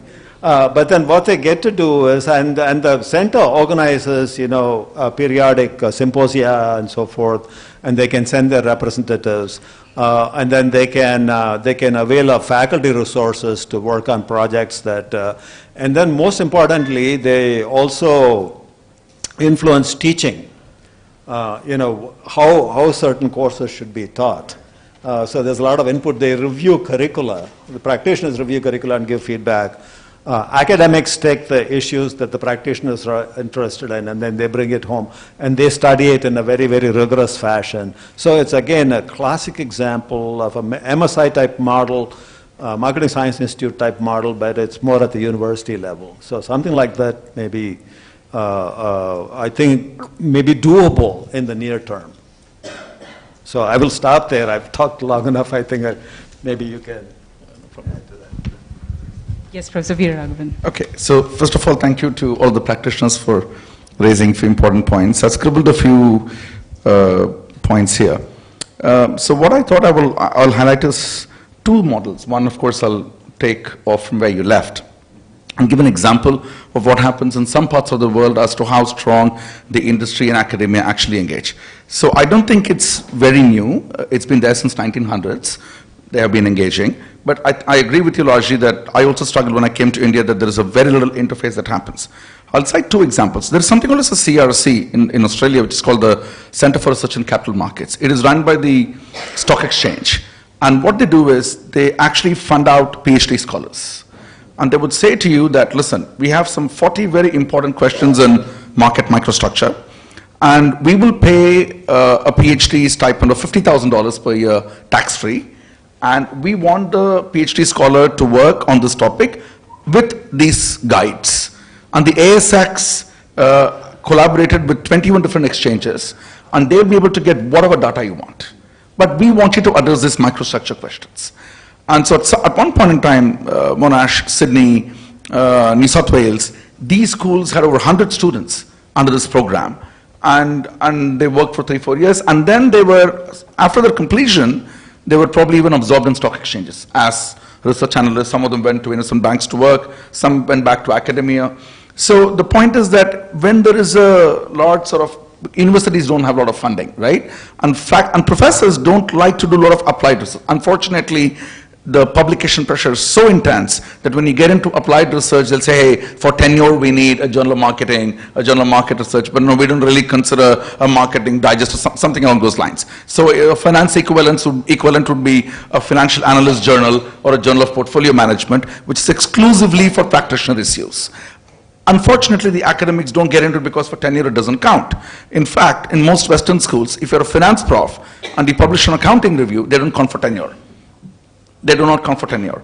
In fact, schools will say if you're doing an accounting paper, you apply to the accounting department for tenure because we'll only consider the top 4 fin journals. So they go to that extent, and therefore the interaction is unless and until I've already got my tenure, I wouldn't be able to do these sorts of exciting work. The second example I want to give you is a governmental scheme. Unfortunately, the government here is not doing it, but it's a wonderful system. So again, in Australia, there's something called an ARC, which is the Australian Research Council, which is a linkage scheme. So the government says, you bring in $1 from the industry and we'll give you $1. So dollar for dollar matching. If the industry says, we have an excellent idea and we are willing to put $100,000, the government says we'll also put $100,000. So then it becomes $200,000 and you can use the money to fund a PhD student. So I worked with a $25 billion fund management called Victorian Funds Management Corporation. They gave us $250,000. We then applied to the government as a formal grant scheme, like you have the NSF in the US, like the National Science Foundation scheme. This then goes to federal government and they put an equal amount. What you raise $1 million, they'll give you $1 million. You raise 10 million, they'll give you 10 million. So whatever funding you get from industry, then the government puts in the money, then you have a whole pot of money, right? And then you can hire 4 or 5 PhD scholars to work on for the next 5 years and produce outputs, joint outputs. The third example I wanted to give you is something like the Kauffman Foundation in the US. They do some very exciting projects, and this email comes out to all of them who subscribe, and I subscribe to SSRN, so I get Kauffman Foundation emails, and they'll tell you what projects are actually of interest to them and how much funding they're willing to give. It could be in entrepreneurship, it could be in different areas, but they will email. As you rightly said, funding is very difficult to get, but there is funding available. PCAOB in the US actually has a lot of funding to do audit research. So the industry is screaming out because the industry doesn't have the expertise or the training to do very detailed research. Unfortunately, the industry also wants research immediately done, which the academics are never willing to do. For academics, it is a long haul. We will take 2 years, 3 years to do, but industry says, hey, we have no time to wait for all of this. We want it done yesterday. Can you do something quickly? And that's where the conversation breaks. One final example I want to give you is at the booth, the James Kill Center for Marketing, and I use the Chicago booth, the marketing data set, which currently I'm working on, using the data. They have 3 data sets: the consumer panel, the retail scanner, and the ad intel. So these 3 data sets give you superb data sets on spend, products, demographics, name it, and you will get it. Unfortunately, in India, to do that sort of research, there are no known data sets available. I don't know if AC Nielsen, this is run by Nielsen at the James Kill Center. I don't know if AC Nielsen in India will make anything available. I worked with Roy Morgan in Australia, and they have a great data set on products and consumers, but that sort of data set is not available. So because data is not available, industry is not willing to put money into it or share the data with the university, the interactions are not actually flourishing. A final point I want to make is the consortium idea that you raised. I think if there are 5 or 6 like-minded business schools, if they can come together in India and say we are 6 business schools, we want to put in, let's say, 1 crore each. So that is like 5-6 crores. And then the industry says, we're also willing to put equal amount of money. Let us set up a center for whatever, if it is consumer understanding or if it is however we sort of articulate it. And then industry is able to give us as much data as possible. We can then look for joint PhD supervision. We can look to, from that seed money, we can pay stipend. We can hire more faculty to do research. We can get experts like yourself using the money to come back to India and work on joint projects. I think this would be a great model. So I know there's a lot of discussion that's happening, but I really want to use the argument that research with business schools is no longer, a desirable condition. It is now an absolutely mandatory condition. And research can come in different ways. One is this joint papers we're talking about. We also look at collaboration where industry can come and co-teach. So that is also a sort of collaboration which some schools are doing, but it is not so much intellectual in my view. So my view would be that because many of you come from services and marketing area, you may be able to tell me if there is a journal that is precisely for looking at applied research. If there is, I think there's a great opportunity. For example, we work with the CFA Society in India, and we do a lot of work with them. The Max Planck Winter School that we run every year, that winter school, for the first time, we had 7 investment bankers who came and sat for 7 full days looking at Taylor's and Kahneman's work, and Gerd Gegerenzer was here. So we do a lot of work with the industry that way. But unfortunately, the translation into outputs can only happen if the industry is willing to give us a little longer time frame. Thank you. Wonderful, professors. I'm actually going to come back to you again with another question, which I think, tangentially the panel's raised, and, the counterpart was raised by you, and this is something that I observe, which is, whenever the industry talks about getting academia to partner with them, they're usually thinking about the PGP students, that is the MBA students. On the other hand, actually the research capabilities and the inclination and the time resides with the PhD students. So actually, can you, I'm asking you to think through here with us in terms of how could the industry engage PhD students more and not reach out essentially to the MBA students. So your thoughts on that, specifically in the context of India, if you could. Okay, I think you might have more knowledge in the context of India, so, but let me give you my 2 cents worth based on my experience in the US. So, but before I get to that, let me also add one more way that I see a difference between the US and also some European countries and here, which is the establishment of chaired professorships at universities. I hear through the grapevine that, you know, companies here are very, very reluctant to fund chairs, which is kind of unfortunate, I think. Because, you know, establishing a chair in academia, it's very prestigious to hold a chair. Now, you have a chair, but I think it's an institute chair. It's not it's not an industry chair. I hold a chair which is industry sponsored. Actually, the James McLemore chair that I hold was actually set up by Burger King. Most of you more know this, but James McLemore was the founder of Burger King. So Burger King actually established this chair at the University of Miami 25 years ago. Actually, the reason I moved from my previous institution, which was Texas A&M, to University of Miami was because of the chair. I'm just giving a personal example, but that's one way to attract the top talent to an institution. And it can also give back to industry in terms of research and PhD students. This is where I want to make the PhD connection, because once you establish a chair, you can structure it whichever way you want. You can give a lump sum money, or you can give like an ongoing, and it's a very cheap, relatively cheap investment for a company to make, because every time, you know, the professor that holds the chair goes and speaks, you know, it's free, you know, publicity for the company, so it'll more than pay for itself just through the, you know, name recognition. Plus, under that umbrella of a chair, you can actually build in this idea of, you know, funding, maybe along with the chair as an ongoing funding for a chair. Why don't you fund 2 PhD students every year? So that may be one model of doing it. Now, in the US, you know, the funded chairs are one thing. You mentioned the Booth School. The Booth, you know, Booth School of Business is the Chicago, you know, business school.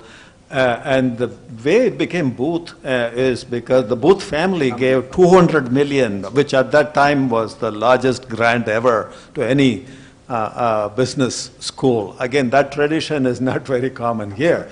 You know, naming a school after, so that again, along with it comes a number of chairs and everything else. I mean, that's a big investment. But I think there is tremendous opportunity in India, especially with all of the big, you know, up-and-coming companies like Flipkart and so forth. I'm doing some work with Flipkart in Bangalore now. I mean, they're a very, very forward-thinking company, and they're taking Amazon, you know, head-on right now in India. So I think there are tremendous opportunities for taking these baby steps of maybe establishing some chairs, and then if you can get, you know, some universities or schools together, so I think that can act as a catalyst for this, getting PhD students who are really the researchers as opposed to PGP students who just do projects and generate new knowledge that way. Yeah, so. Yeah, I absolutely agree. Your IMA actually has 4 professorial chair funded. RBI chair is actually with IMA. And you're right. So other than IMA and Bangalore, and ISB has a couple, but most other schools don't have named chairs, which is a definite problem. And I absolutely agree with you that if we had, so we're now sort of thinking about conversations with a couple of banks, because this area is surrounded by very large banks, and we have a banking program. So I think we are best placed to approach these banks and say, hey, would you be able to set up a chair position and call it the syndicate bank professor of whatever, right? And then as part of it, you will give the money. So I get a lot of chair money from institute chair. But if the banks were to give, we could also say, you know what, there is hardly any banking research that happens in this country. And there's so many interesting questions to ask. Unfortunately, not a lot of banking research happens because CAFRL, which has the data, you really have to have great connects at the RBI to be able to go to CAFRL and get the data, right? But if you were having a banking chair funded by a bank, they would be able to help you get a lot of data. We could then get a couple of PhD scholars and answer some fantastic questions. So that is something that is definitely on our cards for this year, to approach 2 banks for chairs. But the consortium idea that you also spoke about earlier, I think it's a really worthwhile exercise to examine that, because when 3 or 4 different schools come together, there's a great amount of resources, faculty resources that we bring, expertise that we bring in different areas. And then if industry comes in and gives us a pool of money or whatever, and then say, hey, here is the research program we want you to work on. And that could be a really long 4 or 5 year program. We can work with postdocs, we can work with, for example, there are no postdocs in India. Everybody leaves here to go to a postdoc elsewhere, right? There are so many Indian questions, family businesses, family firms, but nobody wants to come to India because most schools don't advertise for postdocs. So we have a serious problem in the way the PhD programs are structured. I think you're right when you said that industry's perspective is, can we give a live project to a PGP student and get something done faster? Not all, but some of them tell us to do that. And we say, hey, but you know what, that'll be like a little baby project. It really won't help you. You want a very detailed analysis, then it's a doctoral scholar who's able to handle that. So I'm hoping that this conversation will sort of, excite you, and maybe we can then look at linking or taking it forward. Wonderful. Actually, to add to Yes, that, please, if I please. may, sorry. If you're in hospitality, you're in healthcare, and then you're in the airlines. I mean, they're all services, and then banking. You put together a few, it's fairly, easy. I'm saying easy lightly, but it should be not too difficult to establish a consortium of industries. And then with your vision here for the institute, like-minded faculty together, and maybe recruit some faculty and then set up some kind of a, chair, and that can happen very quickly.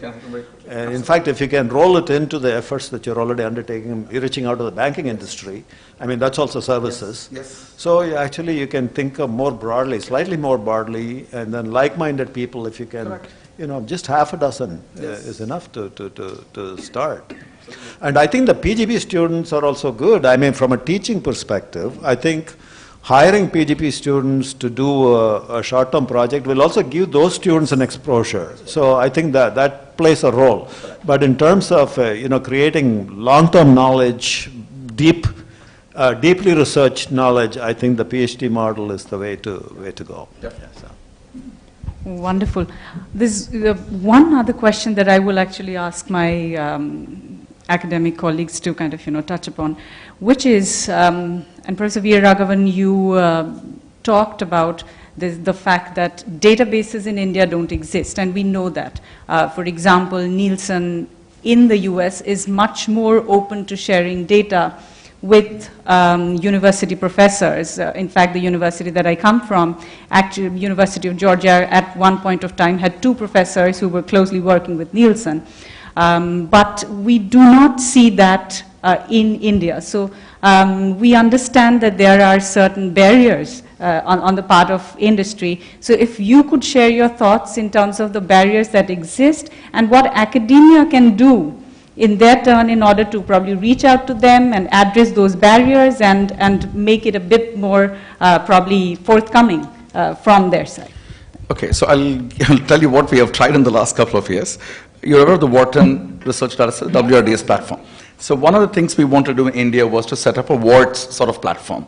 And we can bring in all Indian datasets to one area, and then schools can pay a large subscription fee, and they would then be able to. This actually went quite far.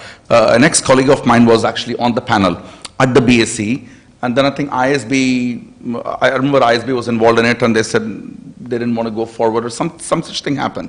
And so it sort of got truncated.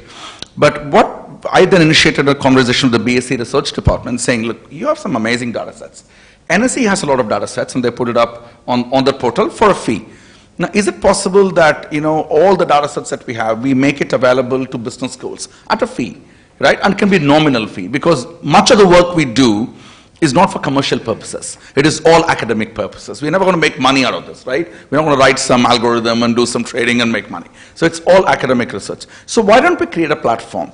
But I didn't find a lot of reception a year ago. But then again, I went back to the research department and said, is it something we can do? They said, okay, let's discuss and see what data sets we can make available. Some data sets we can just not make available to anybody, because they're super confidential. We will not be able to share with you because it is broker data and we will not be able to share it. It's not anonymous. So I understood the problem. But I have persistently tried both with the CFA Institute, also with the BSc. With NSC I have not. In the finance area I have not done that. But I think that is definitely worthwhile exercise talking to them about making data available. In the marketing area, I know AC Nielsen in India, I'm sure have a lot of very good data sets. At least they've collected it. But unfortunately what happens, they collect in such a way that nobody can understand what they've collected. It's not neatly organized. So even if they said, hey, we have some data sets, we have some data, but you know what, we can sit with you, but we don't know how to organize it. I think universities can actually do a great job in organizing the data set for them. That is one possibility. The other idea I had in mind was, market research firms, because I'm sure in your own area, in your own work, you collect huge amounts of data. And some of this data, if we can actually mask the anonymity, we can make sure that we don't reveal the names. But that would be wonderful if you were to share, and we can even co-author, do joint work with the industry. If it had intellectual property sort of rights, we can look at those. I really feel I'm struggling to find good data sets in India today. The only data set that we have is prowess. If anybody who wants to do Indian research, and my finance colleagues will agree that that is the only limited data set that anybody can actually get their hands on. Not very expensive. But other data sets we're finding very, very difficult. So SEBI, the final point I want to make is SEBI actually has some brilliant data sets. But you know what? It's all in paper form. So they're saying, hey, this room is full of data. What would you make of it? Now, somebody will have to spend some 25 years understanding what the data sets are. So that is where we have a huge problem in India. And that is why I think, you know what, I feel very bad. I get salary in India and I do US research. I'm actually not contributing to the Indian body of knowledge at all. I get excited getting a JAR and Accounting Review Journal of Marketing, but I have not done a single paper using Indian data. It's shameful actually for me. But the reason is I can't do anything because the data sets are not there and I can't hit the top journals. So, Professor Parshuraman, I'll come to you because I understand finance as a discipline has its own calling and own requirements. And marketing, while of course one could look at panel data, and that's why we mentioned Nielsen, but there is also other kind of data, of course, that's available, that's directly coming from the primary source itself. So, therein, what are some, mindset issues that you yourself have encountered in the US, which are probably much more smoothed out at this point of time as far as industry academic collaboration is concerned, that you would like to see being emulated in the Indian market, especially now that you're working with, I'm sure, a lot of industries, companies including Flipkart. What are some things that you see here and what are some things that you would want to see? Okay, it's more, I'll speak to more what I'd like to see because I don't have much experience. I've only recently started working with some companies here.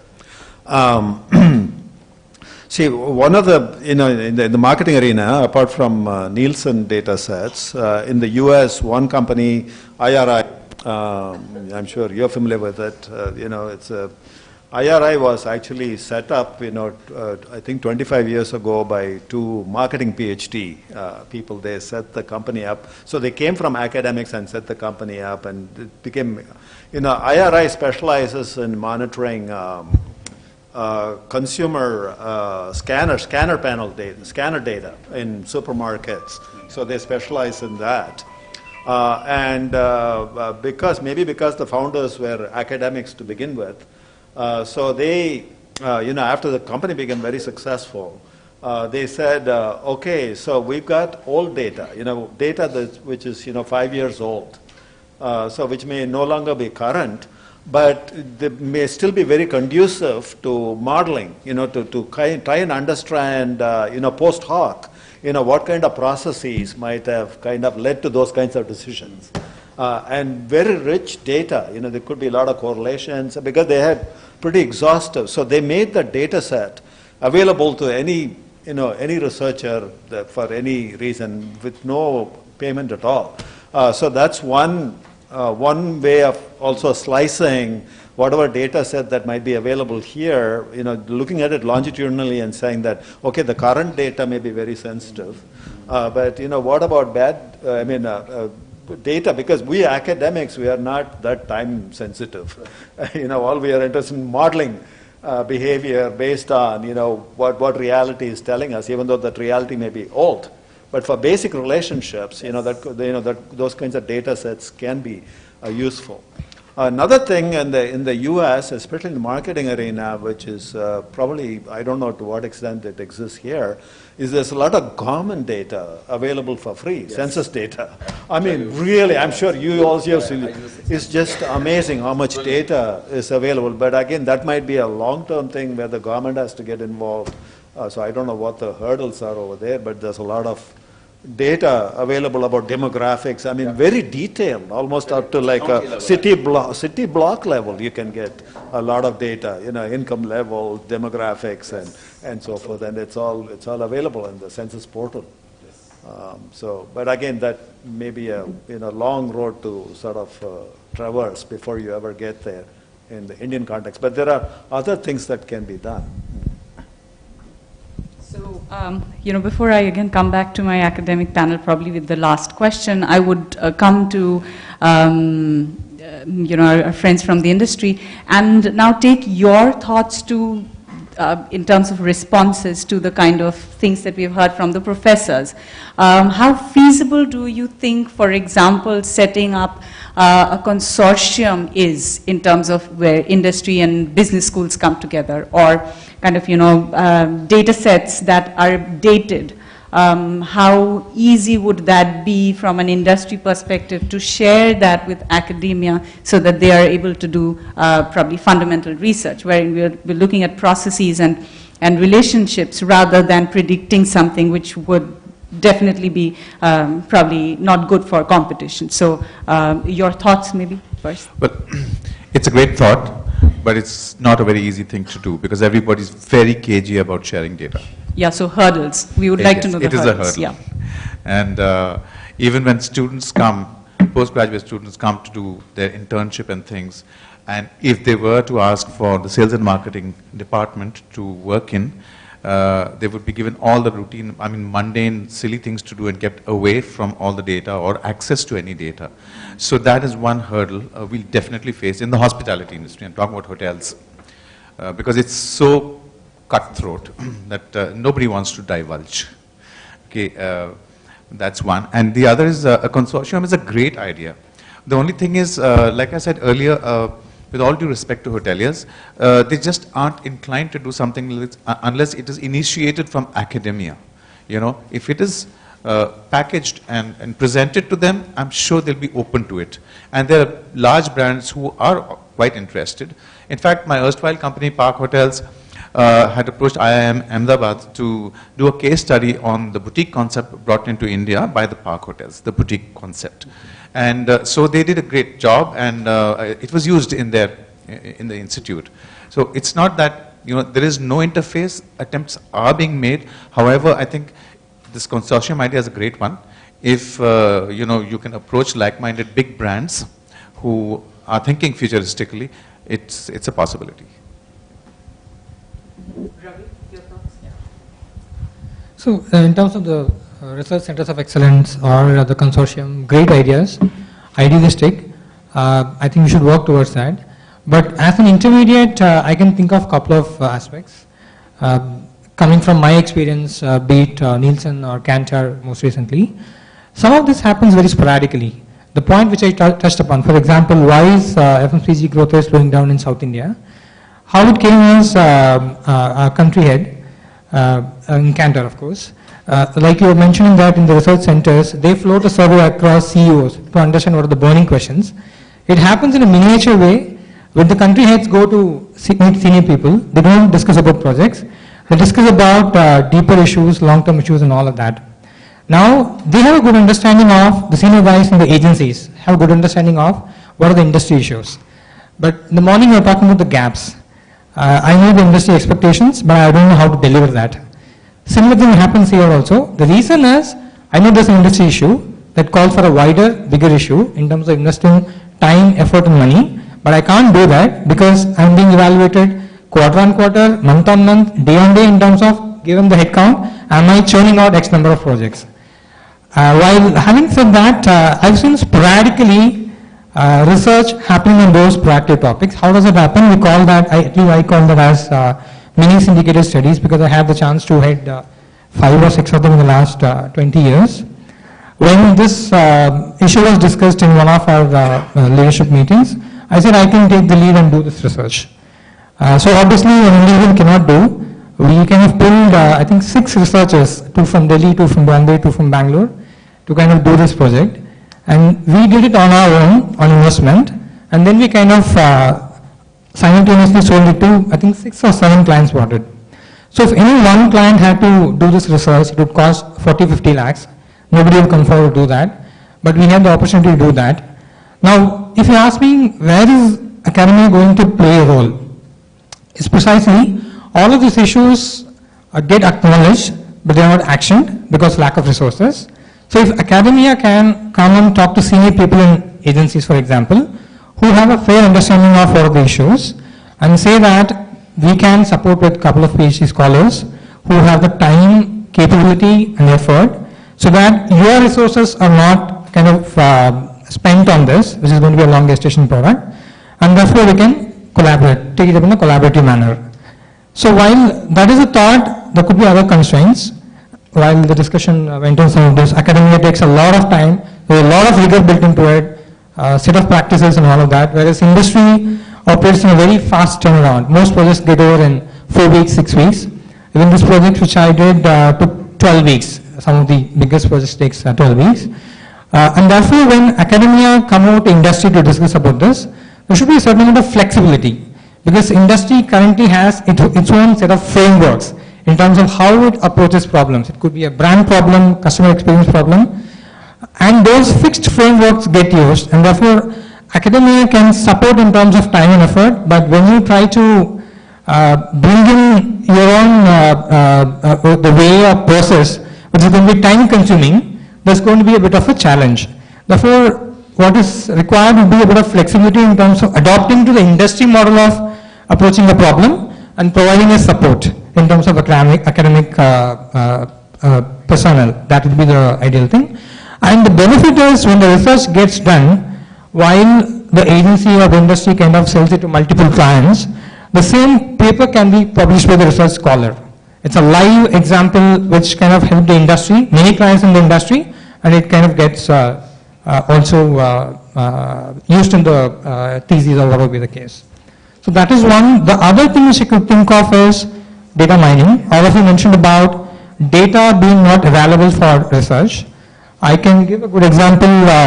While Nielsen is well known in terms of retail audit, the previous organization which I represented, Kantar World Panel, runs the household consumer panel. Every month, almost 1 lakh households in India are visited to collect information on about 100 FMCG products being bought. So mountain of data sitting there. Now what happens is the data gets used very tactically. Client A buys data for a particular product, so he will come to Kantar and ask for, can you tell me if my promotion worked? Can you tell me if my advertising worked? So the researchers take up the data and all of that. But some of the fundamental questions, for example, which kind of promotions work?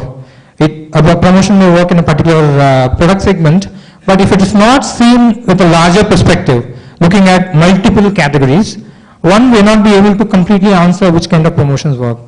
But that calls for a larger study and not very focused study. And there is a huge amount of data sitting there. I think PhD scholars, or even for that matter, the MBA students, can come over and offer to do the data mining. I can look at 20 different categories and see what kind of promotions have worked. This again happens very sporadically in the industry. We call it as meta-analysis. Hundreds of concept tests, hundreds of advertising tests happen in the industry. Only sometimes someone spends time going through all the data to understand what kind of propositions are working in the country. But if academia can come forward, sit with the agencies and say that you can support with people and efforts and all of that, it can happen more regularly. So these are 2 areas I can think of. Wonderful. Ravi? I welcome that thought it makes me think now why it was not done earlier, but there's never late in life. I think there's a whole lot of collaborative work which can be done. Yes, India is now currently driven by low-cost carrier model, more of than a full-service model. But nevertheless, while we have an issue, we have a problem internally in terms of understanding the customer behavior, or do we enhance the service level a notch up or a notch down, which requires a good amount of understanding of the entire traveling public, whether they are tourists or non-tourists, family, etc., etc. But it is doable, and it's a welcome sign, and it will help the industry to to set the expectations very clearly, and whether we call it as a premium or a low premium. There are multiple ways of doing it, actually executing it based on the academia's help, and it will be of great help to the industry. And I think I don't know whether it can also be linked through the government, because government has got currently the Udan scheme, where they help the smaller airports to bring in traveling public into the metros, and then send them out of India or vice versa. So whether they could also be linked somewhere, so that gives a blessing of the government as well. I will go one step ahead on that. I have a history of disagreeing with professors, so I'll continue that as well here, if you don't mind. I think firstly let's understand, okay, India is a country, we have our own disorganized way of living. So now we suddenly expect all data sets in the Western way that we have expected all the other, Western markets have got those data sets to suddenly land in India in the way that all of us want. We should all try. I mean, we all ape West. We should try in this as well. Well, maybe we should evolve our own ways of doing research, considering the disorganized nature of the beast that we are. That is one. Second, I think the data problem will get solved for itself. Every time you download an app, and forget whether it's Facebook or even if you download an Indian app, including Indigo, they're taking all of your data. And it's not about your flying data, by the way. Everything. They're reading your SMSs. They often ask you to allow to use your camera and check your pictures. So the data problem 5 years from today, private companies will have all kinds of data. So I have a feeling data problem will get sorted, but let's not become slave to the idea that all the data is the way that we want. There must be certain other ways of evolving research in India, which is possibly relevant to the Indian way of being disorganized in life. At least it's my challenge. So that's the second point. The third point is, this idea of consortium or otherwise in the challenge of resources. Again, I think there is a certain amount of dislocation in how industry is using its money and what academia is able to, dip its straw in and suck. One of the things that I know for a fact is large Indian business houses are looking for what I call cultural solvency. By that what I mean is, paisa to ban gaya, ab naam banana hai. That's the term, that's the usage. And in the name of cultural solvency, large Indian business houses are setting up universities. They are doing all kinds of stuff. They are spending money because they want what I call cultural solvency. Huge amounts of money are being spent. And finally, they find they don't know how to run those. Eventually, they come to Manipal, who's been running educational institutions for a long time, and gradually we are buying them. So there is money, and many of them are actually looking for how to actually use their money to get cultural solvency, which includes things like chairs. But I have a feeling there is somewhat limited, I would say, appreciation, or maybe their view of what Indian research is producing is possibly not giving them enough confidence to put that money in. Because they are spending money otherwise, in all kinds of things. Indian business houses are sponsoring, chairs outside of India. So it's not lack of money. It's not even lack of demand of questions that we have. We have questions. We are looking for cultural solvency. We are spending money elsewhere. We give Amitabh Bachchan all kinds of ads to come and act in. Nobody knows which ad he's coming in actually. You can never point out which ad was Amitabh Bachchan in. You think that he's in Asian Paints. Actually he's not. He's in Jensel Nicholson. But you know, it's very difficult to figure that out. So my point is that the problem cannot be solved by this idea that some of these is just a matter of bringing and enlightening 5 industry players that, hey, you could do great research and here are our great resources and let's come and solve it. I have a feeling a similar panel would have sat 20 years back discussing the same thing. So my request is, there is money, there are problem statements, maybe there is a different way of doing it. I don't know. I don't worry about it every day of my life. Today is the first day I'm thinking about it. but since it is the topic on the table, I'll push back to the academia. What kind of research are you doing? Who are the people who are doing this research? Are you inspiring enough confidence? Why are people spending money elsewhere? In many ways, in many forms, useless money. The other thing, there is 2% of money that we have to give after tax for CSR. Let's say India's total BSE, I mean whatever, listed company profit after taxes, 7 lakh crores, something like that, 7 lakh crores. 2% of 7 lakh crores, 14,000 crores. Take private companies who are not listed, you can double that amount. Maybe the total amount is 28,000 crores. There is money there as well. We don't know how to spend it. In my previous company, we used to give it to the same guys, same set of do-gooders who used to be like, oh, we have already got enough money, but you are giving us more. We'll take it. So I think there is a need possibly to just relook at the model and ask the question, is there a different model to solve for this problem? And also I have a feeling that maybe the quality of research could be improved to give confidence back to the industry. And maybe it's a chicken and egg problem, but there is money and there are questions. Both are there. Thank you so much, which actually segues very well with the question that I had thought of posing to our panelists, which is not too much India-specific research is coming out at this point of time. As Professor Veer Raghavan points out, that much of the acceptability of research hedges on the fact that you use either US-based data, or you of course look at a fundamental problem that is coming out of an emerging economy as India. But unfortunately, much of what we end up doing is examining data that is either coming out of the US or even using data from people who are on Mechanical Turk, which is again a US-based and Europe-based panel. So if we were to address the question that Mr. Mohanty has put on the table, what are some of the things that you would want PhD scholars and academics in India to do in order to address that particular problem? That is, what is a good way of going about looking at problems that speak back to industry in India?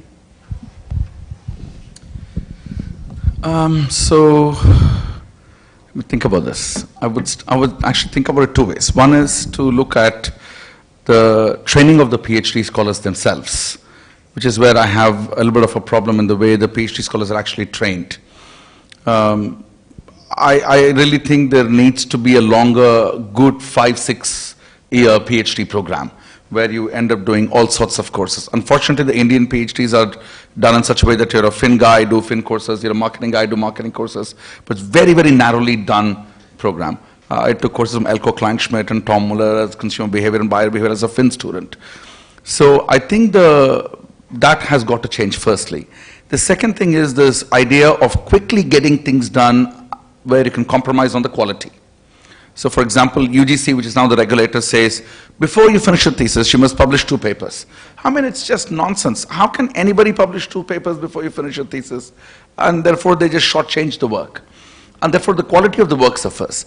The third point is, when a student picks the work, the guide says, hang on, where is the literature review for this? But sir, this is a great industry question. Then this is not something we will worry about. So the faculty themselves have also got to understand, hey, this is a question that may necessarily not be great literature review in this, but you know what, this could be a one chapter of this person's thesis in a broader area, but you can still have a thesis, and that paper may not get published. And so what? I think you can still get recognition through multiple means. It can be journal publication, it can be feeding the industry back and saying, you know what, we did great work. So Subrata, you spoke about iPhone. I also have iPhone, and I also have HDFC Life. So there are wonderful papers by Ulrike Malma India. If you have a look at Ulrike's work, and she talks about, you know, why do people have gym memberships but never go to gym? Right? Why do people spend so long in, in buying small products, but, they probably just look at one person and just get married in 10 minutes. Why don't they really do that analysis? There's a lot of behavioral science. And unfortunately, a lot of students don't have the expertise of doing sociology, anthropology, psychology courses, and that is why their exposure is not there. And consequently, if I just go back to my notes, the word customer experience, customer perception came out so many times, right? If you ask a finance professor, he'll say, this doesn't matter to me. We actually don't believe in sentiment. We believe in all rational models. That's not how the world works, right? So the acceptability of professors also need to happen. Therefore, I agree with you, Shubhra, to some extent, that, you push it back to academia. I think if you start looking at the PhD program, unfortunately, I like the Western models because it opens up a whole new world for a doctoral scholar. And then, therefore, they're able to internalize some of the key things and do multidisciplinary work. Today, you look at an Indian student, they cannot do multidisciplinary work. In fact, they'll say, sir, I'm a Fin guy. I have nothing to do with qualitative research. In fact, most students don't do qualitative research in their PhD program. And that is why a lot of the questions that you want to answer, you ask, many people would not even bother answering them. And then we will sit on this couch and say, we should have this consortium, we should have this mix. So I think there is a lot of work that has to be done at the UGC level. Look at the PhD programs, how it is done. Let it go for 4 or 5 years. Do a 2-year coursework. Then you start doing the PhD thesis. And then allow the student, if it's a Fin student, let him do psychology, let him do marketing courses. If it's a marketing student, he should do a couple of Fin courses, a couple of psych courses. Let the student be broad-minded. And then we can look at answering some questions. I find it very difficult. A lot of the Fin guys will say, if there is no secondary data, we're not doing work. I don't know of a single finance PhD student who's gone and done primary field work. A lot of the questions you raise, this can be done through a whole lot of, FGDs and questionnaires and field research. That is absolutely, at least uncommon in finance. I don't know, marketing in the US, maybe they still have a lot of secondary sources, so they probably use it. But I'm not sure, you are the best person to tell me in India, how many students are willing to do field research? So they're not able to answer those questions. And for a private school, we don't have, for example, our intake in a PhD program is 3 or 4 students, right? And we pay them full fellowships. Whereas the IIMs have got 10, 15, 20, and XLRIs of the world, ISBs, they have a lot of fellowships that they pay. But you look at all of their work, it is absolutely secondary research. And it's all done within 3 to 4 years. Unpublished in some journal, and that'll be the end of the thesis. And many of the questions are not even, they don't even have an interface with, hey, is this something the industry is even interested in? So, I don't know, what I am Lucknow, I don't know how things are, but maybe you're able to also tell us something about that. Yeah, at least, in the marketing area, mostly in the IM systems, we actually do collect our own data. So until unless somebody is working in modeling, in the sense of fitting models and predicting something, where you probably look at databases. But if you're looking at a customer phenomenon or a consumer behavior phenomenon, that we usually go to the user. We start off with regular qual, and then we move on to either doing an experiment, which I do a lot, or you look at probably structural equation modeling. That's another thing. But having said that, I do concur with you that not too many of our PhD students, barring a few, probably go to the industry and kind of start off at that juncture wherein they put the question of, what is bothering you? So they don't essentially always start there. So I think that's one of the ways in which, like as professors, we probably could play a role in kind of, saying that this is something that you need to do. Go to the industry, find out what's bothering them, and then, of course, that raises that question. But yes, in marketing, I can say that, a lot of primary research is done. I just wanted to add one point to what you just mentioned. I had two doctoral students in Melbourne who worked on hedge funds, and they were allowed to spend almost 6 to 8 months in the hedge fund. So they went. So the deal was they would spend 3 days a week with me and 2 days a week at the hedge funds. And they will work for them. They will do stuff with them, but in return, I would get a lot of hedge fund data. So the model was brilliant. At the end of that, I said to Victor, what do you want to do? Do you want to be here? Do you want to go? He said, Maru, I've decided to move out to industry. I don't want to be I've done my PhD, but I want to move out. So he's now in hedge funds. He works for a hedge fund in Singapore. But the brilliant thing was he was doing both at the same point in time. And we were able to get so much insights, right exactly what the industry wanted. I have another student who has now gone back to China, is working on the Shenzhen Stock Exchange. He worked at VFMC, which is the Victorian Funds Management Corporation, $25 billion fund, and he spent 2 days there, 3 days with me, and he did his entire work on fundamental indexation, redoing the whole indices for them. But they said one thing, okay, listen, you cannot publish this work, okay? This is too good for us. Therefore, for the next 5 years, you have to sign the agreement. You will not publish anything out of your thesis. And we were very happy to do that because they funded the research. He got great work done. Industry loved the work. They said, we will do whatever we want to do with it. We can make whatever money we want to make with it, but you cannot go to any journal without our permission. We signed an agreement with them not to publish. So even if there's opportunity like that where a student can go to the industry for 2 days a week and spend 3 days at the business school doing his thesis, it opens up a great dialogue between the two organizations. I would be delighted if that opportunity can actually happen. See, this is what I mean. I mean, the idea that somebody wants to come to one of our companies and spend time solving a longer term big ticket problem, which otherwise I can't give to anyone. Because if I give it to someone within the company, he'll say, what are the KPIs? How will you measure me every 3 months, 6 months? And then when will I get promoted? Then I'll say, yeah, you do the stuff that I tell you to do every day, don't solve the big ticket problem. But, like we spoke healthcare, but let me take education. Here's a problem for anyone who wants to pick it up. No matter which political party you support, most of you will agree there is a job crisis in India. There is, trust me. Barring if you're the Prime Minister, everybody else believes there is a job crisis.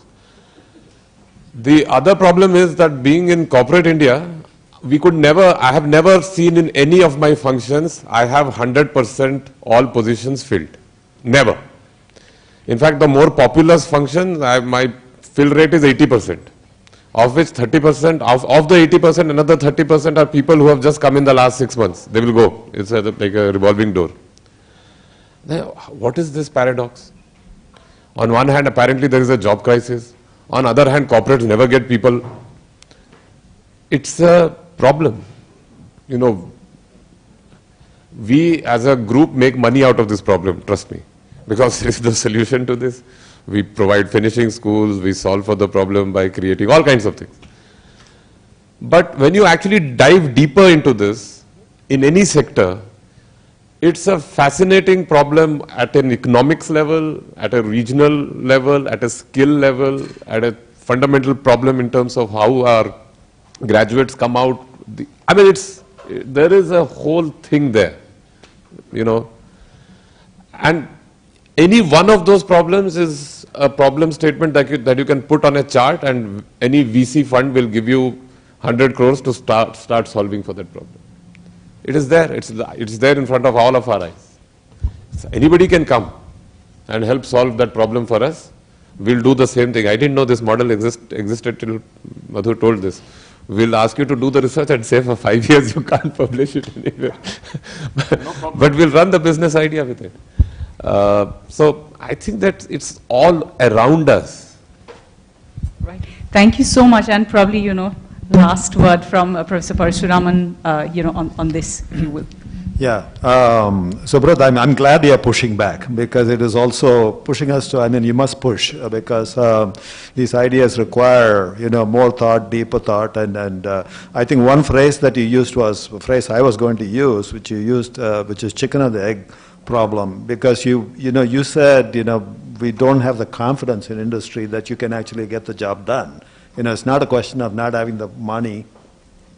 So how do you develop that confidence? So if you do a root cause analysis of what's happening in India, and I think you have the finger on the pulse of that problem. Most PhD students here, they don't have enough time to do to actually get the training they need to be solid researchers for a lifetime. And secondly, they are focused on the 2 articles that they need to publish to meet the requirements and so forth. So it really is self-defeating. And if you want to go with those kinds of students to industry and say, okay, this is the kind of thing your money is going to fund, so that's it's not going to get here, not there. So I think we in academia have to kind of frame this differently and say that we need to develop a new type of PhD student, but I'm thinking aloud here more than anything else. And with our collaboration, we can build in safeguards that the industry wants in terms of time-sensitive data or privacy-sensitive data and so forth. We can install all that. But at the same time, we make a commitment as an academic institution that we will really train. How do we train? Maybe bring some people from outside to train them. Bring professors who are really good at teaching how to be a good researcher and expose them, because it's not really the FPM students' fault or PhD students, because they are not trained to do rigorous academic research. And also you mentioned the problem of almost feeling guilty that you haven't published in any of the top journals with Indian data. And a lot of the students that I've talked to here are also of the opinion, FPM type students saying that, when they say the data is from India, they think the research is bad. The reviewers in the top journals. But that's really not true. Actually, there are examples. I know off the top of my head, in marketing, I can think of at least 2. One is there's a professor at University of Illinois in Champaign.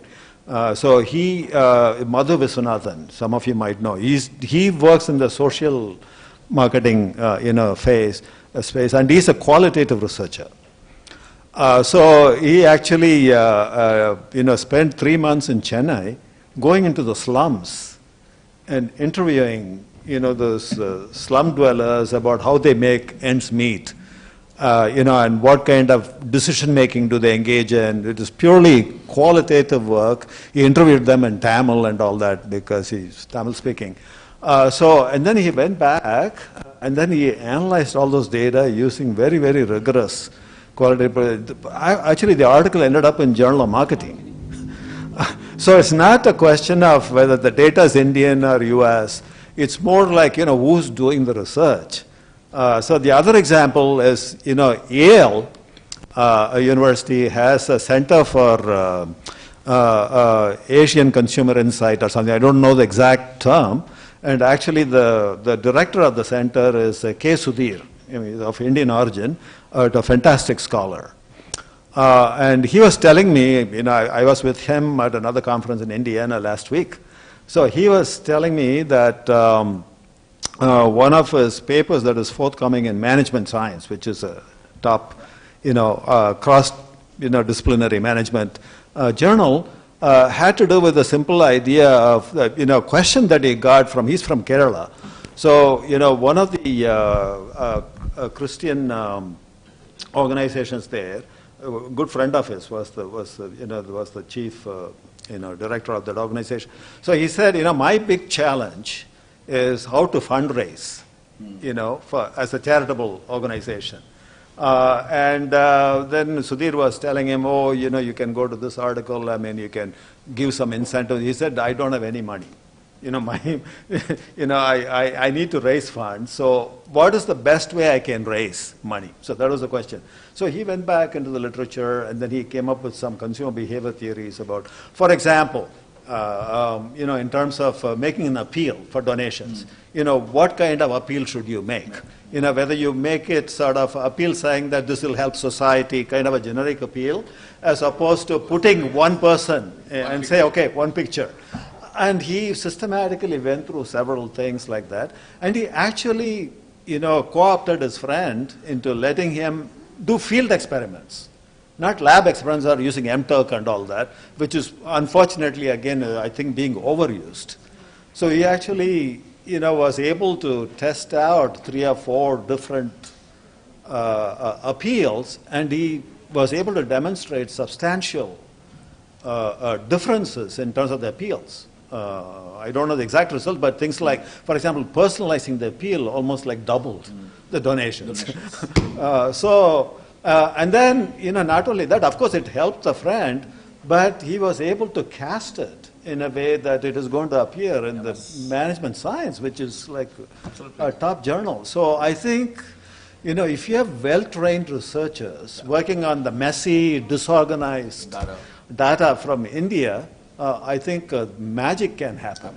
But then how do we, start the ball rolling? And that's where I think some kind of dialogue, I think this is a very good start. But maybe if we can carry the conversation even further and see how we can address each other's concerns. And I think this pushback that we are getting from saying, what is the trust we can have? What is the guarantee that this is going to really result in long-term knowledge generation and the quality is going to be good of the research.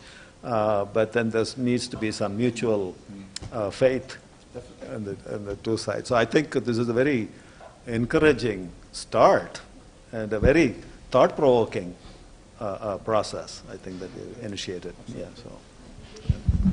I'd like to quickly share one experience. When Jedeway started, for every Boeing aircraft, they used to have it. We call it typically TAT, the turnaround time of every aircraft. The moment it comes in and it goes out is called a turnaround time. So as a standard, it was just replicated from Air India. So we used 45 minutes as the turnaround time. After about 3, 4, 5 years, when fleet started increasing, less bays and less slots, etc. So somebody said, why do we follow 45 minutes? It has to be 40. Why don't you look at it as 40 minutes? So typically the management, there was a think tank team. They said, let's hire some industrial engineers, do a time and motion study, etc. So by the time these guys came on board and they started looking through the data when the aircraft door, because it's all captured through a system when the aircraft door is closed and when the chocks are applied, etc. and all. So they came out with that these are the implications. You may have to offload on an average about 350 kgs of cargo if you want to pick up that extra 5 minutes and so on. Then they said, no, why don't we hire some some graduates who are doing some internship and get these guys to get them inside the airport and do some field study. While we had 2 industrial engineers sitting in the head office and going through the past data, at the operational level, I was told to bring in 2 trainee graduates and do a field work. They came on the field and they just quickly tweaked the processes. Instead of doing loading of the forward hold and loading of the aft hold, we said, why don't you do simultaneous loading? Yes, there is a safety issue because you need to put weight to the front nose side of the aircraft and then move to the aft. Then they said, okay, let's do some load distribution, manage it in such a way, you do a simultaneous loading and reduce those 4 minutes. It was, the target was for 5 minutes, but we managed to save 4 minutes per aircraft. Now this I am talking about way back in 2001, where it was about 105 flights out of Mumbai. Just one station I am talking about, 4 minutes per flight. So as you rightly said, somebody need to pull up the sleeves and go to the field and do it rather than, it does give some insights, your primary data gives, but when you go down to the field, it gives you a complete 360 degree, and you also sometimes change the process, for the betterment of the process. So, that wonderful, wonderful discussion unfortunately has to come to a close with, as Professor Parashuraman points out, it is a start, and hopefully all of us take away something from here. There are a lot of PhD students in the audience, as well as people from the industry here, as well as on the other side. So with that, I will thank my panelists, and I'll hand it back to Professor Utkarsh for bringing this to a close. Thank you, panelists. Thank you.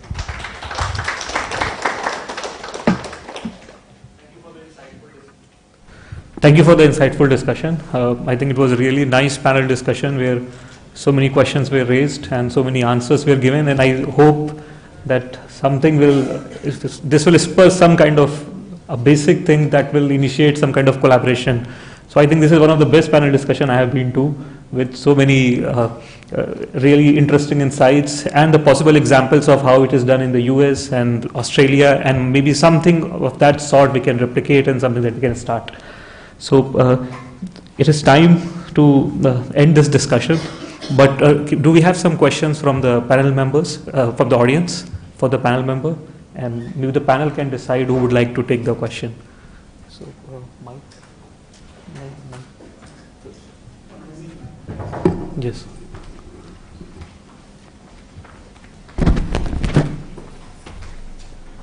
You can take one of these.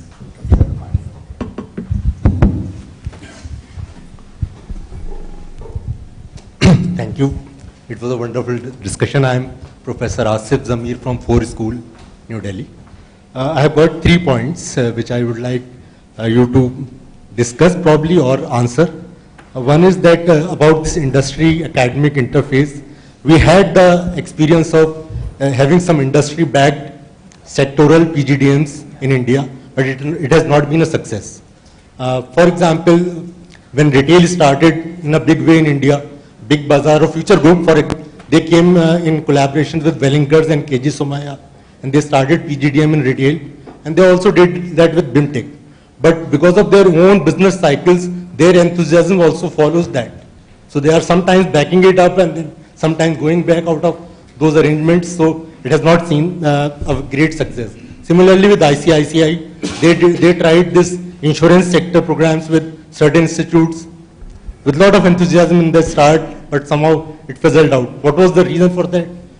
Or do we think a more focused approach towards these sectoral PGDMs is the way to go forward in India? That's one thing. Second is the thought of consortium. It's very good, but what I believe that starting something from scratch may be very difficult, but if we can do some mirror kind of this thing in existing setups of FICCI or CII or SHM, where we already have some associations of industry, and if we can create that kind of research centers along with these bodies, probably that can be the way to go. So I'll again like the industry people to deliberate on that point and see what can be done. And third is the role of government, because I've been handling executive education and consulting at 4 for a long time. What I believe that money and patience is with PSUs more than private sector in India. But and they have projects and they have got problems, but then a question of government mandate come into picture, that they have to give their research projects or these things to IITs, IIMs or government institutions only. And that leaves out great institutions like TAPMI or 4 out of this entire system. So how do we address this problem? So I got these 3 things, and I'd like everybody, anybody on the panel to actually answer these things. Thank you. These are all difficult questions, why don't you answer? Just to partly answer one of his questions, for example, in the hotel industry, there is this body called the National Council for Hotel Management and Catering Technology, under the aegis of which all the hotel management colleges operate. So if they collaborate with academia and work on, on giving, getting the academia to do the work that they can't do themselves, but they are a body that can authorize it and sanction it. I think it could work in this case. There is a possibility. But then, like you said, the time and the money, it's a big issue. The hotel industry wants reaction, immediate results, not willing to wait. And they're also very skeptical, like Subrata was saying, he was pushing back. It's exactly what I was saying earlier when you said about the consortium. You need to package it. Yeah. When I said package it, I meant exactly what he was expressing really, about how skeptically it would be received. But however, coming back to that, in the case of the hotel industry, yes, the National Council, with the aegis of the Ministry of Tourism, is there a possibility there? The rest of it, your view. Yeah, so the industry-backed PGDM, let me tell you a secret, maybe you already know it.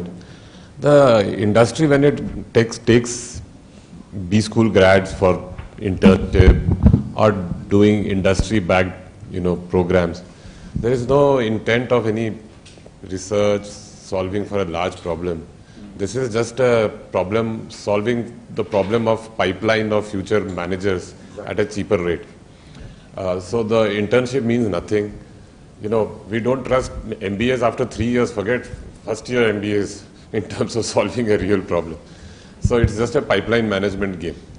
So I'm not very surprised that nothing will come out of it, because the intent is just to make sure that you create some pipeline of people who will come to your company and work for you. If the industry goes down, good luck with that particular program. On the second point, I think if you can do it through an industry body, great. I wouldn't hold my breath on that. I think there are easier ways to solve it. If you go and do it at a more specific company level, you might actually possibly get real problems. The lead time and the cycle time for some of the industry bodies could be much longer. Yes. But if you can do it, and if there are enlightened folks there who are willing to do it, I think they have the power and the ability to pool together people to do that. Lastly, on patient capital. India is still a large business house run, economy. And these business houses are there for 50, 60 years. Actually, the promoters of these business houses are the best example of patient capital, including the company that I work for. We have given, by the way, for our set of institutes, 80 crores for the next 8 years, 10 crores each for our institutes, only for research. That's what Ranjan gave it. When Dr. Ramdas Pai turned 80, 3 years back, he said that we are giving a grant of 80 crores for the next 8 years, to all our institutes, which means 8 crores every year. We don't spend it. Our institutes can't spend it. Can I have that money? You are a different trust. Our institutes can't spend it. That's the truth. So, I think there is huge patient capital in India, because the business houses are all long term. Very few of our companies are actually, even if they are market and publicly held, at a holding company level, it's all business houses. They have the money. Yes, second question. Hi, me Sudhir Raj from Justice K. Sigre Institute of Management, NITE. Little contrary to the views that has been held by the panelists here, the view that I'm going to express is, should we actually cater to the needs of the corporate? Sometimes, and many a times, some researchers will pursue their research just from the bottom of the heart and to have a self-satisfaction. This is also there. They are the true lovers of academia. They wanted to pursue their, they wanted to prove that they are good in that area. It's very dear to their heart. So, keeping this in the mind, should we actually cater to the needs? This is little contrary to the views. I don't know whether I'm right or not.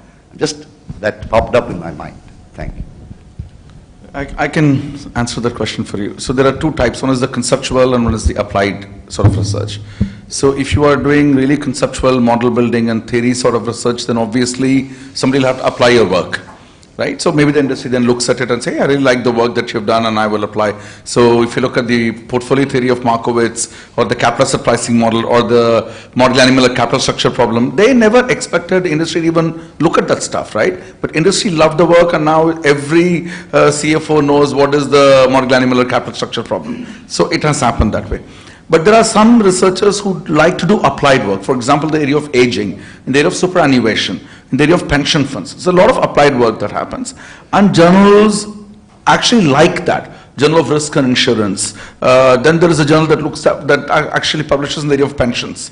So they like you to take applied industry work, a question that the industry wants you to answer. And the journals are actually very, very specific. They're earmarked for those sorts of questions. You can't take a theoretical piece and publish in the journal because they won't even publish it. They're only wanting to tell me how applied is your question, because this journal is not read by professors. This, for example, the Financial Analyst Journal and the Journal of Portfolio Management, two very, very good finance journals. If you flip the pages, it's a desk copy for every CFA and every portfolio manager. Their papers are written by these people. Many of these people are CFAs and they have PhDs. And they will take a question that is so relevant to the industry with output, with results, they publish it in the journal.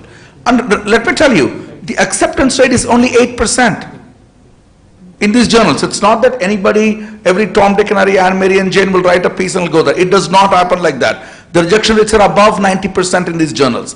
But these are very, very well sought after journals. So I would like you to make the distinction between fundamental, conceptual research and then the applied portion of it, which is what would be very useful to the gentlemen who are here from the industry. For them, hey, I have an operations problem. Can you tell me how you will apply?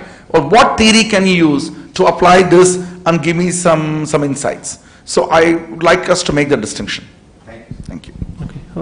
In the interest of time, we will take one more question and then we will end. If there is. If there is. Okay. Okay. Thank you, everyone. Now I request Professor Madhu to present the token of gratitude to Ms. Professor Mautasi Mehti. Yes. Pleasure. Thank you for being a great moderator. It was my pleasure. This wasn't necessary. I thoroughly enjoyed this.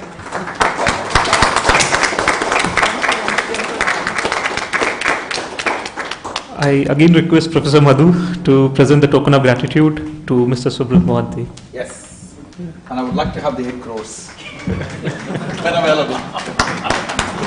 But let me take this. Thank you. Thank you. I request Professor Simon George to present the token of gratitude to Mr. Ravi Chanda.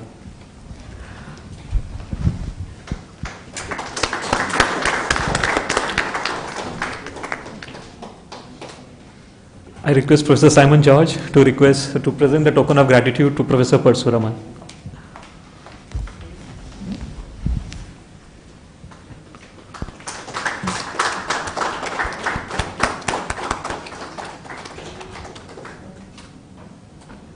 I request Professor Jayanti Thanigan to present the token of gratitude to Mr. Ravi Kumar Narayanan.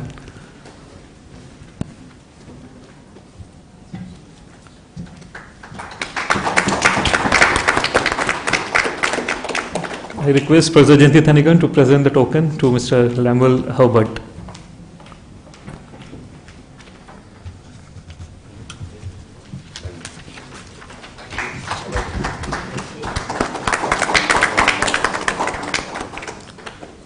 Thank you, ma'am, and thanks a lot, all the esteemed panel members. By this, we come to end of the panel session. Tea is available in LG 16 lower ground, so I request all the participants and panel